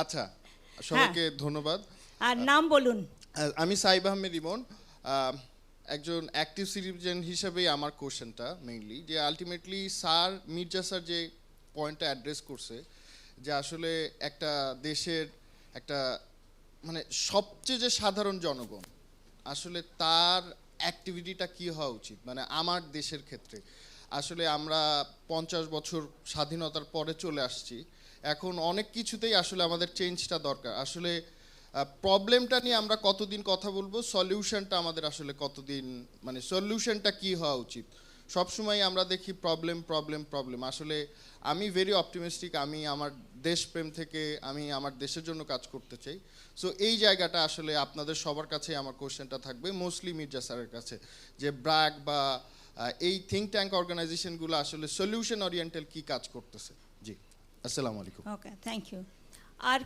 Is there any other non-Bangladeshi? No. I will come to Mustafiz.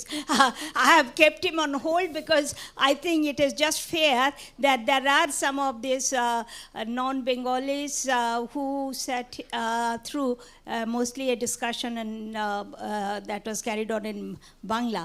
Is there anybody else who is not from Bangladesh who want to raise a question or comment? If none, then Mustafiz, you have the floor. Thank you, Chair. Again, 1 or 2 minutes. No. Fascinating discussion. Thank you very much. একটা question উঠেছিল যে first pass the post এটার কারণে একটা আমাদের দেশে এরকম হচ্ছে কিনা যে 40% পেলে 60টা সিট আর 42% পেলে 200 সিট তো এটার ক্ষেত্রে তো অনেক দেশে প্রপোর্শনেট রিপ্রেজেন্টেশনের সিস্টেম আছে তো এইটা কোনো সলিউশন কিনা আর কি এটা একটা যদিও ওইটার বিরুদ্ধে আবার যেটা হয় যে স্টেবল গভর্নমেন্ট আসে না কোয়ালিশন করতে হয় আমাদের মতো দেশে সেটা আবার অ্যাপ্রোপ্রিয়েট হবে কিনা এটা একটা কোশ্চেন ছিল সেকেন্ড যেটা সেটা আকাশের কাছে বন্ধুবর আকাশ কারণ বারবারই প্রশ্নটা উঠছে যে বাই ডিফল্ট কি স্পেসটা অকুপাইড হয়ে যাচ্ছে কিনা মানে স্ট্রং একটা লেফটিস্ট পার্টি যদি আমাদের দেশে থাকতো এবং একটা সময় তো ছিল সেইটাই বা তো এখন এই অবস্থায় আসলো কিনা আর কি তো সেইটার জন্য আকাশের কোনো যদি কমেন্টস থাকে বা এটার কোনো একটা অপরচুনিটি যদি থাকে তাহলে কিন্তু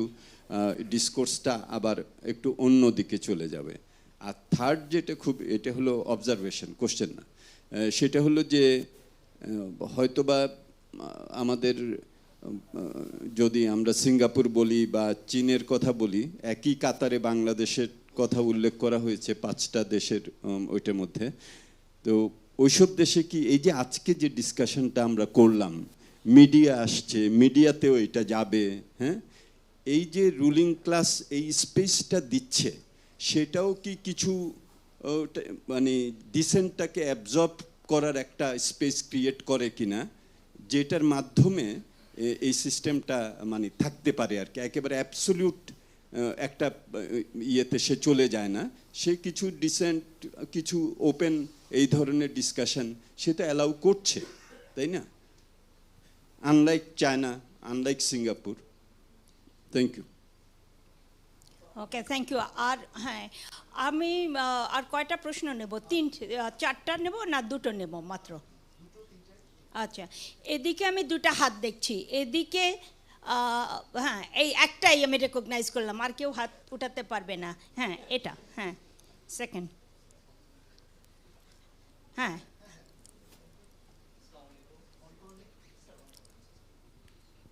আসসালামু আলাইকুম, আমি রিজভিন আওয়াজ, আমি আপনার চ্যানেল আইয়ে কাজ করি। আমার দুইটা প্রশ্ন মির্জা স্যারের কাছে একটা এবং আমাদের তরুণ পলিটিশিয়ান আশিক ভাইয়ের কাছে একটা। প্রথমটা হচ্ছে যে 4টে নির্বাচনের কথা উনি বলেছেন, আমি মিস করেছি, যদিও প্রশ্ন দেখে আমি কনফার্ম হচ্ছি যে 4টা নির্বাচন সুষ্ঠু হয়েছে। গত ক্যাবিনেটের খুবই প্রভাবশালী একজন মন্ত্রী, তিনি আমাকে একবার ইউকেতে একটা প্রোগ্রামে আমি গিয়েছিলাম তার সাথে, উনি বলেছিলেন যে বাংলাদেশে কোনো নির্বাচনই ফেয়ার হয় নাই। ইভেন আমরা 2008 সালে যে নির্বাচনে ক্ষমতায় আসলো আওয়ামী লীগ, সেই নির্বাচনটায় ফলাফল কী হবে এটা ইউকেতে কোনো একজনের বাসায় ফিক্স হয়েছিল। সো আশিক ভাই এটা একটু বলবেন যে কী কেমন ফেয়ার হলো। আর 2018 সালের নির্বাচনের পর আরেকজন ফুল ক্যাবিনেট মন্ত্রী, আমরা খুলনাতে চ্যানেল আইয়ের কৃষি বাজেট কৃষকের বাজেট প্রোগ্রামে উনি গেস্ট ছিলেন, আমরা গিয়েছিলাম। তো গাড়িতে স্যারকে জিজ্ঞেস করলাম যে স্যার কেমন ইলেকশন হলো, তো উনি বললেন যে দেখো আমরা তো বাঘের পিঠে চড়ে বসছি, যতদিন মানে চালায় নেওয়া যায়, হ্যাঁ নামলে তো খেয়ে ফেলবে। Thank you so much. আর একটা মির্জা স্যারের কাছে প্রশ্ন যে স্যার সাধারণ মানুষের উপর কেন আপনার দায় চাপায় দেন স্যার? মানে আমি কেন স্যার, আপনারা এত বড় বড় মানুষ, আপনারা কি সাধারণ মানুষের বাইরে কিনা স্যার? মানে এই যে পলিটিক্যাল অ্যাওয়ারনেস যারা জাহাঙ্গীরনগর ইউনিভার্সিটির আমার একজন স্টুডেন্ট বলেছেন স্যার, হ্যাঁ মানে এই যে পলিটিক্যাল লিটারেসি নাই, বা ওই খেয়ে পড়ে আমি বাঁচলেই হলো, আমার কোনো কিছু দরকার নেই, আসলেই তো আমি প্রায়োরিটি দিব যদি আমি খাওয়া পড়া সব কিছু পাই, কারণ আমি তো স্যার ওই ক্ষমতার চেয়ারে বসতে যাচ্ছি না। Thank you, thank you. আমি বলবো যে অনেক মিডিয়ার লোক প্রশ্ন করছে, তারা হয়তো একটা টক শোতে এদেরকে ডেকে একটা ফুল সেশন করতে পারে। আমি ছাত্র এবং গবেষকদেরকে প্রায়োরিটি দেব। এদিকে একজনের হাত দেখেছিলাম, হ্যাঁ জি, থ্যাংক ইউ নাম বলে।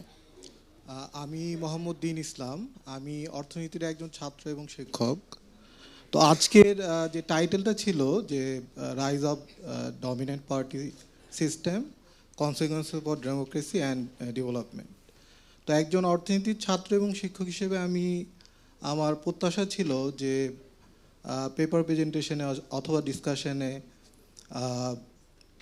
আমাদের এই যে ডিপিএস অথবা ওয়ান পার্টি যেটাই হোক, এটার কনসিকুয়েন্সেসটা কী, আমরা কি যে ইকোনমিক গ্রোথ এটা কি আমরা সাস্টেন করতে পারবো কি না, আমাদের যে রাইজিং ইনইকুয়ালিটি, ইনফ্লেশন, তারপর হচ্ছে ফাইন্যান্সিয়াল মার্কেটে যে বিশৃঙ্খলা, ফরেন এক্সচেঞ্জ মার্কেটে বিশৃঙ্খলা, এগুলো আমরা কন্ট্রোল করতে পারবো কিনা, এটার ইমপ্লিকেশন কি ফর ডেভেলপমেন্ট। আমার মনে হয় এই বিষয়টা আসে নাই পেপার প্রেজেন্টেশনও না, ডিসকাশনেও না। আরেকটা হচ্ছে যে এই যে ডিপিএস, এটার কনসিকুয়েন্সেস কি for institution, political, economic, social and other institution, এবং এটা কিভাবে আমাদের ডেভেলপমেন্টকে এফেক্ট করবে। Thank you. আচ্ছা, থ্যাংক ইউ। আমার মনে হয় ভ্যালিড কোয়েশ্চেন্স, কিন্তু এই ধরনের আলোচনাগুলোকে করার জন্য রাউন্ড দ্য টেবল যখন নাকি একজন সময় পাচ্ছে, তো কারণ ওর ওখানে ছিল যে certain kinds of bullet points, কিন্তু এগুলো নিয়ে আলোচনা, এরকম ওপেন আলোচনা, এত টাইট আলোচনা, media presence, this is not very conducive. But আমার মনে হয় সানেম যদি এই ধরনের ক্লোজ ডোর অ্যারাউন্ড 20 পিপল 3 ঘন্টার একটা আলোচনা করে, then I think you can take some of this things forward. আমি আর দুটা প্রশ্ন কিংবা এদিকে যতগুলো হাতে থাকুক, আমি এখন আর একটা প্রশ্ন এখান থেকে নিয়ে আমি ক্লোজ করে দেব। আর যে কারণ অনেকের কাছে প্রশ্ন করা হয়েছে, হ্যাঁ, সো আমি এটা না, আমি পিছনে একজন হাত তুলেছে, আমি পিছনকে, সরি আপনাকে আমি দেব না। Second, oh is there a women, একটা যদি মেয়ে যদি কেউ প্রশ্ন করতে চায় তাহলে দেন শি গেটস, তাহলে হ্যাঁ কোনো নারী কি কেউ প্রশ্ন করে, তাহলে আমি I will give it to, হ্যাঁ এদিকে একজন মেয়ে আছে ওদিকে, তাহলে আই উইল গিভ টু, দুইজনই শেষ নারীরা পাবে। হ্যাঁ, okay, introduce yourself. I'm Paramita De. I'm a student of economics from Dhaka University. So I have two questions actually. তো একটা কোয়েশ্চেন হলো গিয়ে যে আমরা বললাম যে এই যে one party system and all the staff, এটার হলো গিয়ে ইমপ্লিকেশনটা হলো গিয়ে আমাদের একটা হলো গিয়ে যে যারা পোর পিপল তাদের ক্ষেত্রে একটা ইমপ্লিকেশন দেখা যাচ্ছে যে they don't really care about their rights that much as compare to their basic needs versus the business classes. তাদের হলো গিয়ে কিছু ফ্যাকশনস আছে, তারা হলো গিয়ে নিজেদের ইন্টারেস্টগুলো পারসিউ করছে অ্যান্ড সেটার জন্য whatever they doing with the political powers, এটার সাথে কীভাবে তারা ইন্টারাক্ট করছে। So my question is how is the emerging middle class interacting with the political powers? So তাদের রোলটা আসলে কীরকম? তাদের তো আসলে ডিরেক্ট এরকম না যে just basic needs are not their priorities right now, they want to live better, আবার তারা হলো গিয়ে পলিটিক্যাল পাওয়ার নিয়েও কিছুটা সচেতন। সো তাদের আসলে জায়গাটা কি, যে রইতেও পারছে না সইতেও পারছে না, তাদের আসলে কি করার আছে? আচ্ছা, এটা অ্যাকচুয়ালি মোস্টলি হলো কি যারা এই ডাইনামিক্সগুলো তুলেছেন, any one is open to answer. আরেকটা কোয়েশ্চেন আছে হলো কি আমার আকাশ স্যারের একটা কথার ভিত্তিতে, যে আমাদের যে মেজর পলিটিক্যাল পার্টিস তাদের আসলে ইকোনমিক বা হলো গিয়ে ফরেন পলিসির জায়গাগুলোতে খুব বেশি ডিফারেন্স নেই। সো মেইন ডিফারেন্সটা দেখা যায় যে এই জিনিসটা নিয়ে তাদের কাদা ছোড়াছুড়ি দেখা যায়, যে আইডিওলজিক্যাল ডিফারেন্সেস যেগুলো আসলে তারা অতটা হয়তো বিলিভও করছেন না, তারা হয়তো জিনিসগুলো নিয়ে জাস্ট সামনে কথা বলছেন। সো এই ধরনের আইডিওলজিক্যাল ডিফারেন্সের বেসিসে তাদের মধ্যে যে একটা কাদা ছোড়াছুড়ি সংস্কৃতিটা দেখা যাচ্ছে, সেটা আসলে কতটা ডিস্ট্রাকটিভ হচ্ছে ইন দ্য লং রান। আর এটাও দেখা যাচ্ছে যে যখন যে রেজিম আসছে তার মধ্যে একটা টেন্ডেন্সি দেখা যাচ্ছে যে তার অপোজিট রেজিমকে পুরোপুরি হলো গিয়ে ল্যান্ডস্কেপ থেকে মুছে ফেলার। সো এই সংস্কৃতিটা আসলে কোথা থেকে আসছে আর কতদিন পর্যন্ত আসলে জিনিসটা কন্টিনিউ করতে যাচ্ছে? আচ্ছা, thank you. Valid question about the middle class. আর লাস্ট কোয়েশ্চেন, হ্যাঁ এখানে যে নারী। হ্যাঁ, hello, I'm Nusanta Samal Audrey. I have recently been graduated from University of Dhaka, and I have come here as a representative of Youth Policy Forum. So my question is regarding to the feedback mechanism of a state. We all know that the effective implementation of policies require a very strong feedback mechanism. So my question is, to ensure the state accountability, how can we facilitate our country's feedback mechanism? And my question is to Mirza sir. Thank you so much. Okay, thank you. Okay, then I think the way I will proceed is Mirza first, tarpore Ashik and Akash, and then I will conclude. Okay. হ্যাঁ, ওখানে গেলে কিন্তু আমার কন্ট্রোলের বাইরে চলে যেও না। না, প্রশ্ন তো এত এসছে, আমি এখন সব ধরলে তো আমার 30 মিনিটস লাগবে, তো আমি সেটা পারবো না। এই প্রশ্ন যেগুলো এসছে ফ্রম দ্য এখানে বা মুস্তাফিজ ভাই, তাদের সঙ্গে আমার লাঞ্চেই কথা হবে, তখন হয়তো উত্তর দেব। আমি ইয়াঙ্গার পিপলদের প্রশ্নগুলোকে একটু প্রায়োরিটি দিতে।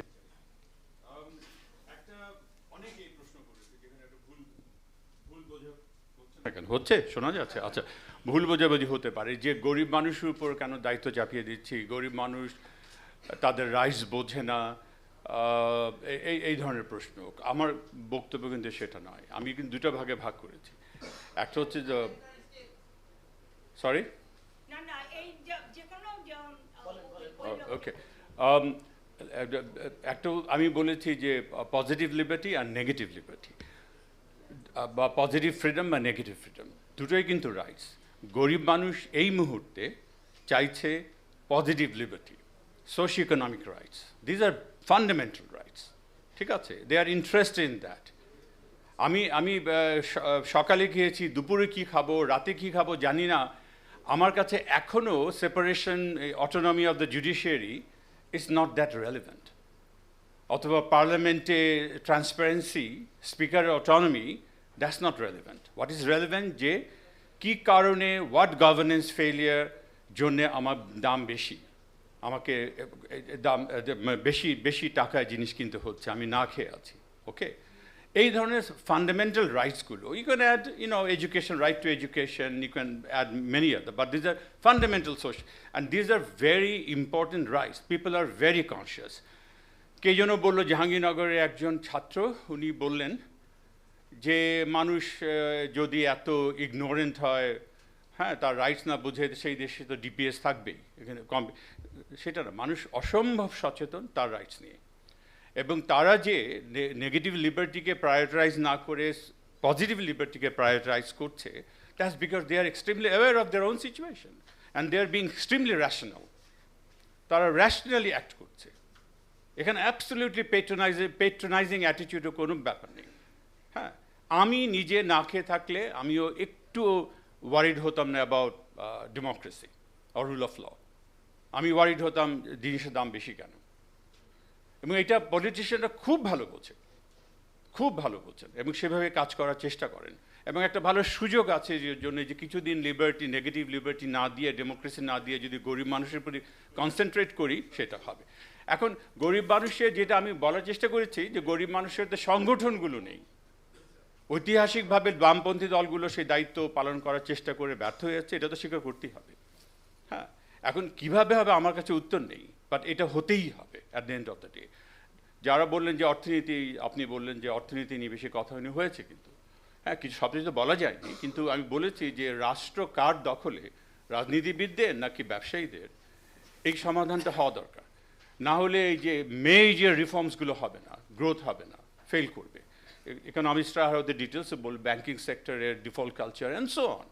আর more importantly for me is the inclusive growth. আমি কখনই ইনক্লুসিভ গ্রোথ পাবো না যদি না গরিব মানুষ কালেকটিভলি ডিমান্ড করতে পারে। Look at the RMG salary determination, এটা ইনক্লুসিভ গ্রোথের সাথে কোনো সম্পর্ক আছে? কেন? পিওর পলিটিক্যাল ক্লাউড তাদের নেই, এই ওয়ার্কার্সদের। হ্যাঁ, সেটা একটা। আচ্ছা, আরও অনেক প্রশ্ন আছে, আমাকে আর কতক্ষণ দেবেন সময়? তো এত কিছু তো আমি দরকার নেই। আচ্ছা, ফ্লোর থেকে ধরছি। ওর আশিকের কিউ ধরে অনেকে জিজ্ঞেস করেছেন, ওকে ফাইন, 4টা যদি ডিসেন্ট ইলেকশন হয়ে থাকে, রিজনেবলি ক্রেডিবল, যেটা রিজভি সন্দেহ করছে, কিন্তু মোটামুটি আমরা জানি যে রিজনেবলি ক্রেডিবল ইলেকশন হয়েছিল আন্ডার কেয়ারটেকার গভর্নমেন্ট। তারপরেও কেন হয়নি তার ব্যাখ্যা কিন্তু আমার স্লাইডে আছে। আমি যেটা বলেছি যে একটা থার্ড পার্টি, বাইরের একটা, যেটা যে মিলিটারি হোক বা কেয়ারটেকার গভর্নমেন্ট, যখন একটা সিস্টেমকে চালায়, যখন একটা সিস্টেম যখন ডিপেন্ড করে একটা থার্ড পার্টির উপর, তখন সেই সিস্টেম কেন সাস্টেইন? সিস্টেমে যারা মেইন পার্টিসিপেন্টস, তাদেরকে তো তাদের যে ইন্টারেস্ট, তার সঙ্গে সেটাকে অ্যালাইন করতে হবে, যেটা কোনো দিন হয়নি। কেয়ারটেকার গভর্নমেন্ট আওয়ামী লীগ এনেছিল ক্ষমতায় যাওয়ার জন্যে, আবার বিএনপি এখন ডিমান্ড করছে ক্ষমতায়, that's it, that's all the want. তারপরে গিয়ে ডিপিএস, হ্যাঁ, এবং অথরিটেরিয়ান ডিপিএস। ওকে, আরেকটা প্রশ্ন, আমি এখানে অনেক প্রশ্ন বারবার এসছে, প্যানেল থেকে এসছে, বাইরে থেকে এসছে, সেটা হচ্ছে যে state is important, not the party. আমি পার্টিকে এত প্রিভিলেজ দিচ্ছি কেন? আমি ইন দ্য র্যাঙ্কিং আমি কিন্তু পলিটিক্যাল পার্টি না, পলিটিক্যাল অর্ডার বলেছি, রাজনৈতিক ব্যবস্থার কথা বলেছি। Okay, not the economic order. Economic order হবে যেখানে ব্যবসায়ীরা ক্যাপিটালিস্ট ক্লাস অ্যান্ড যেটাকে ডমিনেট করে। আরেকটা ছিল সোশ্যাল অর্ডার, যেখানে কোনো সম্প্রদায়, কোনো ধর্মীয় রাজনৈতিক দল, কোনো ethnic community, think of Sri Lanka, think of India, যেখানে social order is very important. হ্যাঁ, কিন্তু বাংলাদেশে সেটা না। আদার দ্যান হেফাজত, বড় ধাক্কা কেউ দেয় না কিন্তু, আমার জানা মতে, ইন দ্য সোশ্যাল অর্ডার বাংলাদেশে সেদিক থেকে আছে। বিজনেস অর্ডারও এখনও under control, sorry, the economic order, because capitalist class total state capture করতে পারেনি, Pockets of the capitalist class করেছে, যেটা আমি বলেছি প্রবলেম। ক্রনিক ক্যাপিটালিজমের কথা বারবার আসছে, ইজ মোর ইম্পর্টেন্ট, আকাশ ভাই বলেছে, প্রফেসর রেমান সাবানও বলেছে। I think chronic capitalism not the problem. Chronic capitalism কথাটা মানেই হচ্ছে the political order is in charge, the business order, sorry, the economic order of the business class, they are subservient. সে আমার crony, আমি তাকে selectively benefit করি। কিন্তু ওরা যদি এই বিজনেস ক্লাস যদি স্টেট ক্যাপচার করে ফেলে, রেগুলেটরি ক্যাপচার করে ফেলে, then they are the master, I am the servant, like United States of America. Wall Street dictates Senate কি করবে, Congress কি করবে, not the other way around. আমাদের এখনো, thanks to dynastic sources of power, এখনো আমাদের top political leader, she has the power. এখনো আছে, থাকবে কি থাকবে না, I don't know. Time will tell. আমি শেষ করি, কারণ আরো আছে। সবার উত্তর দিতে পারছি না, সরি অ্যাবাউট দ্যাট। না, থ্যাংক ইউ ভেরি মাচ। সব প্রশ্নের উত্তর দিলেও ডিবেট উইল কন্টিনিউ। একটা ভালো পেপার দেওয়ার মানেই হচ্ছে যে it gives rise to lot of debates. Ashik. ধন্যবাদ। প্রথমে চ্যানেল আইয়ের বন্ধুকে ধন্যবাদ। তিনি জিজ্ঞেস করেছেন যে আপেক্ষিকভাবে গত ওই 4টা নির্বাচন কত ভালো হয়েছে। আমি একটা হিউমার দিয়ে অ্যান্সারটা দেই। আমার ডাক নাম শান্ত, কিন্তু যখন আমার বন্ধুবান্ধব আমাকে দেখে জিজ্ঞেস করে যে নামটা তো ভুল মনে হয়, তা আমি বলি আমার 2 ভাইকে দেখলে হয়তো বুঝবা নামটা কেন Shanto. So I hope the message is there. Democracy কেন কনসলিডেট করেনি 4টা ভালো নির্বাচন বা আপেক্ষিকভাবে ভালো নির্বাচনের পরে, এটাই আমার প্রশ্ন ছিল যে we have to ask something deeper. এবং আমার কাছে মনে হয়েছে যে উইনার টেকস অল ডাইনামিক্সটা এবং অ্যান্টাগনিস্টিক যে ডিস্ট্রাস্টটা আছে সেটার ইন্টারাকশনের কারণেই এটা হচ্ছে না। এখন আমি বলেছি যে first pass the post system নিয়ে আমাদের ভাবতে হবে। আমার মনে হয় যে স্যার মুস্তাফিজ স্যার বললেন যে প্রপোর্শনেট সিস্টেমের কিছু ডিফল্ট আছে, কিছু ফল্ট লাইন আছে, but first pass the post system আমার মনে হয় সাউথ এশিয়াতে আউটরাইট ফেল করেছে, এটা দেখে ফেলেছি। প্রপোর্শনেট সিস্টেম কতটুকু সাকসেস করবে এটা সোশ্যাল ইঞ্জিনিয়ারিংয়ের উপরে, পলিটিক্যাল ইঞ্জিনিয়ারিং উপরে ডিপেন্ড করবে, but it is something that political scientist and intellectual and intelligentsia must start thinking about. আমরা শুধু ওই ফেয়ার ইলেকশন হলেই আমরা ডেমোক্রেসি হয়ে যাব, এই ইলিউশন থেকে বের হয়ে আসতে হবে। হয়নি, 1991 থেকে 2008-এ হয়নি, তাহলে উই হ্যাভ টু থিঙ্ক ডিপার। আর একটা প্রশ্ন হচ্ছে যে মিডল ক্লাস নিয়ে হাইপোথিসিস আছে যে মডার্নাইজেশন হাইপোথিসিস বলে যে মিডল ক্লাস বড় হলে ডেমোক্রেসি স্ট্রঙ্গার হবে। এটা কোথাও কোথাও ভ্যালিডেটেড হয়েছে, আবার কোথাও মিডল ক্লাসকে আমি খুব সেলফ সার্ভিং মনে হয়েছে, যে অ্যাপেথি, আমার আইফোন নিয়ে আমি ব্যস্ত, রুল অফ ল নিয়ে না। তো এখন আমাদের দেশের মিডল ক্লাস কতটুকু ভ্যালু ড্রিভেন হবে সেটা আমার সোশ্যাল লিডারদের উপরে ডিপেন্ড করবে, সেটা আমার ইন্টেলেকচুয়ালসদের উপরে ডিপেন্ড করবে। সেটা হবে কি হবে না আমার কাছে আপাতত কোনো প্রমাণ নেই। থ্যাংক ইউ সবাইকে। আকাশ 1 মিনিট। হ্যাঁ, প্লিজ।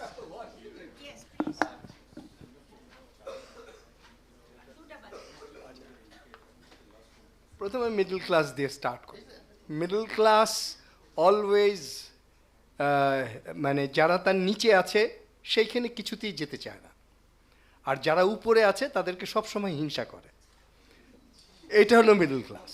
তো একমাত্র সেই মিডল ক্লাসই একটা প্রোগ্রেসিভ রোল প্লে করে যখন সে জানে যে তার ইমিনেন্ট ধ্বংস, তখন সে নিচের সঙ্গে গিয়ে যোগ দেয়।